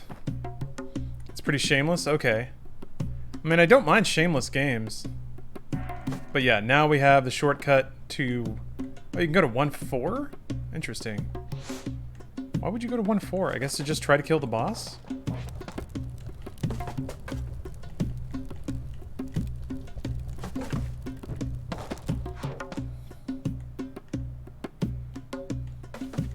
I thought it would go to 2-1.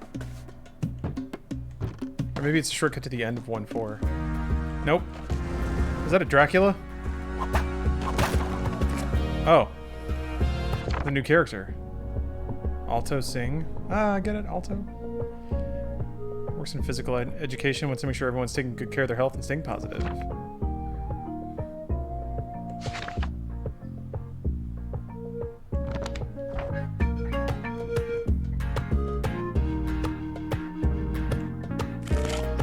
Oh, he's gonna follow me now? Oh. I guess he just runs into shit. Picks things up. Oh! This dude really likes grabbing skulls. Sacrifice him to the blood god? Oh! I guess, yeah, you have AI companions. And yeah, the second stage is not always... The second stage is not always a fiery mountain? Okay. That's new. The stages can be variable in theme. Oh. Jesus. How many companions can you get? Go! Go! Go murder, please! By all means. What the heck is this? Liz Mutton? Tough as nails adventure who is hard to warm up to and needs her solitude, but also cares deeply for her friends. I like her bow. It's very cute. Oh, green suit. Wait, where'd Alto go? Huh? What happened to him? What'd you do, Liz? I guess it's you and me now. Oh, these goddamn monkeys. I remember these guys. Oh! Oh. Liz? You okay? You okay? Oh, she made her choice, I guess.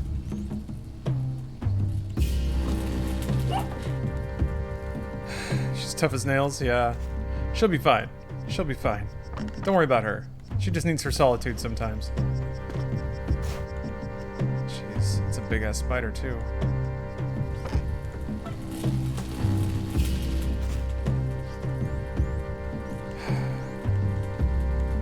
Oh! Oh!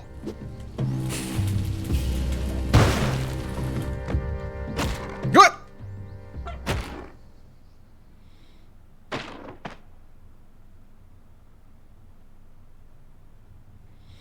Part of me wondered why there were skulls on that box. I guess I know now. Ah, shit! Oh, okay, it starts at 1-4. Alright. It's like the same 1-4, too.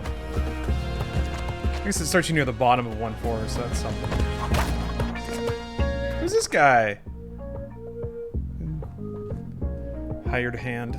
Just some dude. Lost his eyebrows from sitting inside that casket too long.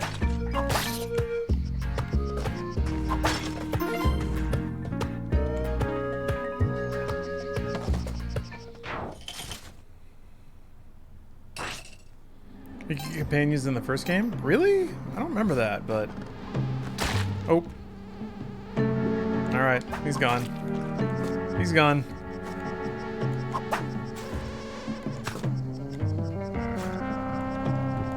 companions don't live too long in Spelunky, it seems. I guess that's what happened to Alto back in the day.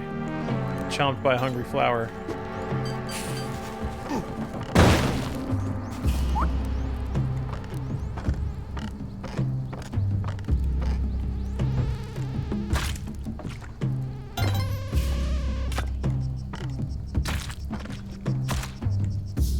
I gotta do it.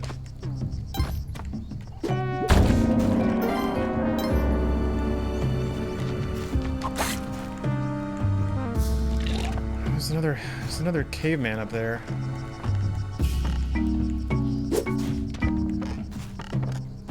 Hey, AK, welcome. Yeah, it has been a while. Hope you're doing okay.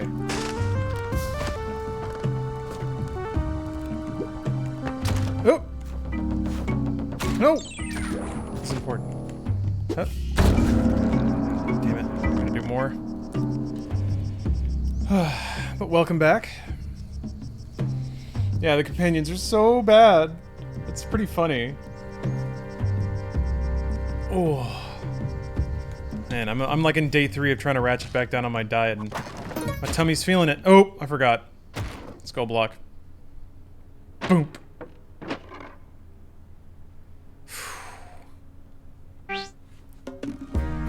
God damn. This is so interesting. Like, this shortcut gives you, I guess, a bespoke end of 1-4 to walk through? Oh, there's 2 exits. Ah. Alright, gonna go play some games of your own? Nice. It's the best reason to leave a stream. Have a good day. And good gaming. There he is. There's our angry guy. Oh, Blue? You gonna go play D&D? Man, nice. Hopefully you have a good session. May you level up and spend your points wisely. Yeah, I'm sure my caveman will do much better surrounded by lava, as opposed to man-eating Venus flytraps.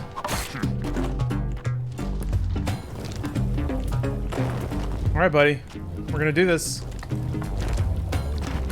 Yeah, ooh, solid moves.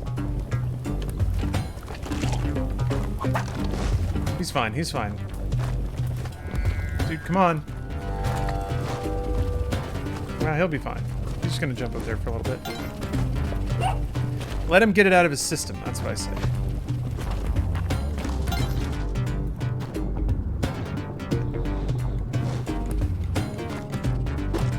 Right, that should set off the explosive blocks, yeah.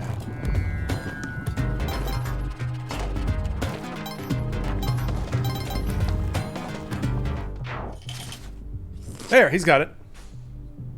We're good. Everything's fine. Oh god. Turkey's just gonna run straight into lava. What? Can I take that from you? I would like to take... Oh, I can carry them all. Alright. Okay, weird. No! Ow!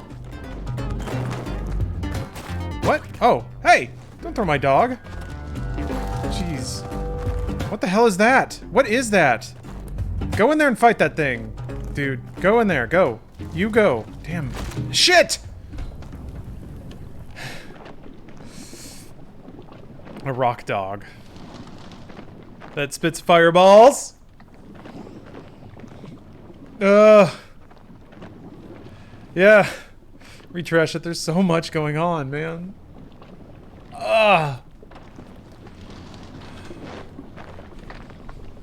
God.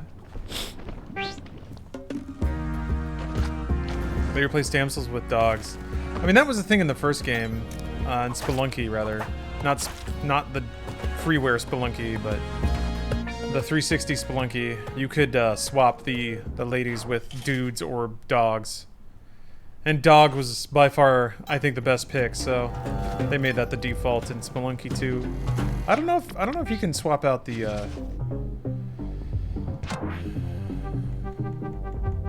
maybe that option's not here anymore. Oh, there it is. Oh, it's just pets, okay. Oh, a little hamster. Oh, kitty. Put it on random.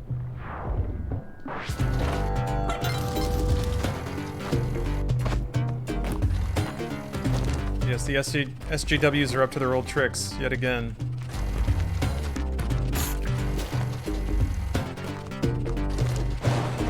I don't know. I think it's better this way, honestly.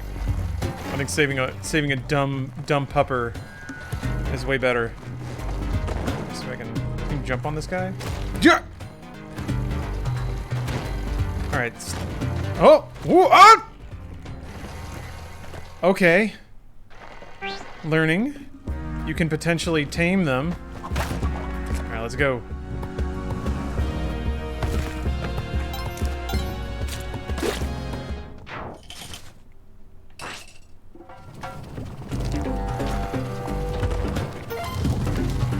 Yeah.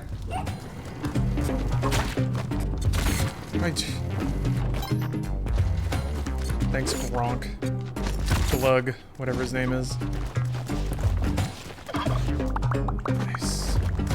Nice. Nice. Lick my turkey. Ew. Grug? Grug is a pretty good one. What the fuck? Oh, look at that hammy. Oh, it squeaks. It squeaks. What a pure little guy. Trying to squeak. Ow. Fuck. Oh, dead.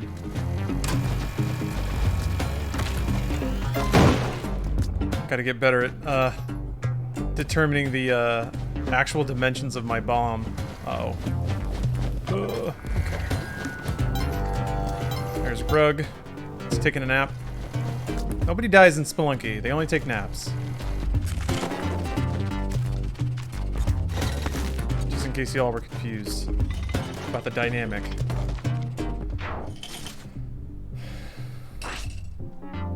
Yeah, dead animals are rough.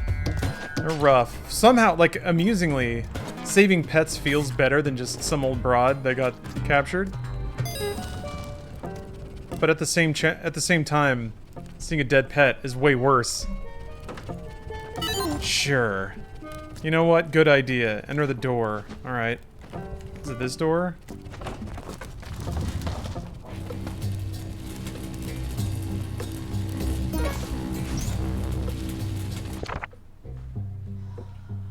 Hey, Steph. Hi. How's it going?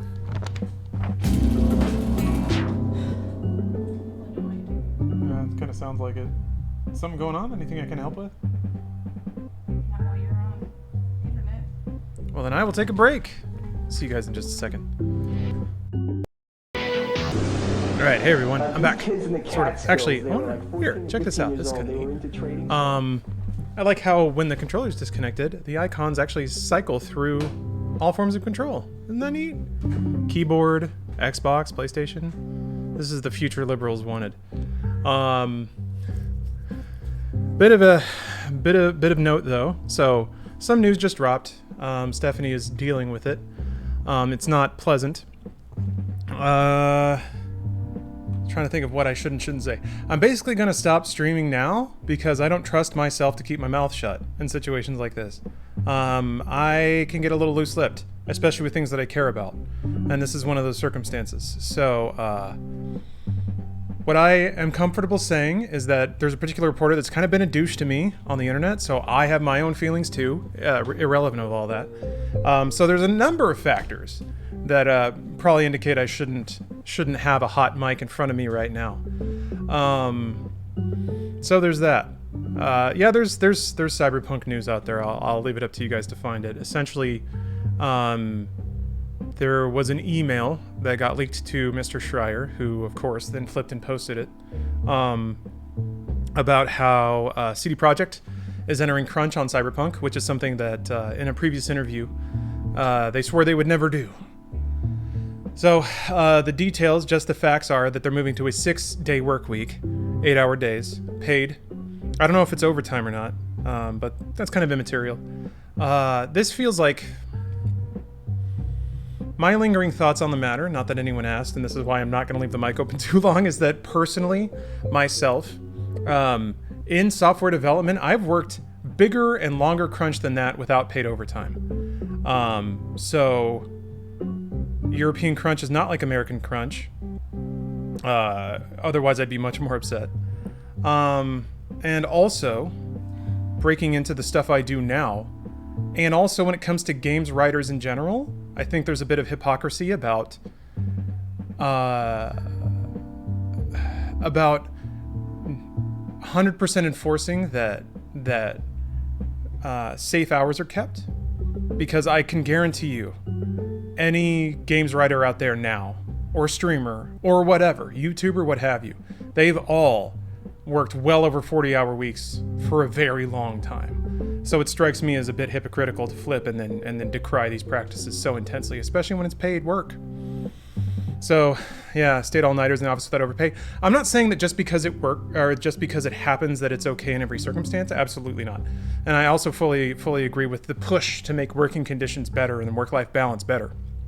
That said, I do think that for certain things that you want to break into, whether it's working on the biggest game of the generation or making a living wage playing video games all day and talking with people, that requires sacrifice. It truly does. And I don't know if there's a way to get around it. I don't know. I think there's a discussion that needs to happen there, and I think it has to be a little more nuanced than people that I can guess with 99% clarity have done those exact practices, flipping and then pointing the finger and saying that they're bad from their high horse. So that's where I'm at. I think it's a little more nuanced than people make it out to be. So that's my piece. I'm gonna leave it there. Yeah, I'll be back tomorrow, but in the meantime, I just want to make sure I don't create any more problems for this person that I love sitting over here. So thank you for watching. I'll be back tomorrow with more video games, and I will see you guys then. So yeah, all right, have a good day, everyone. Yeah, Genshin tomorrow for sure. Watch all 4 Scream movies. Now that's a good idea. Put up codes for freaking to make free phone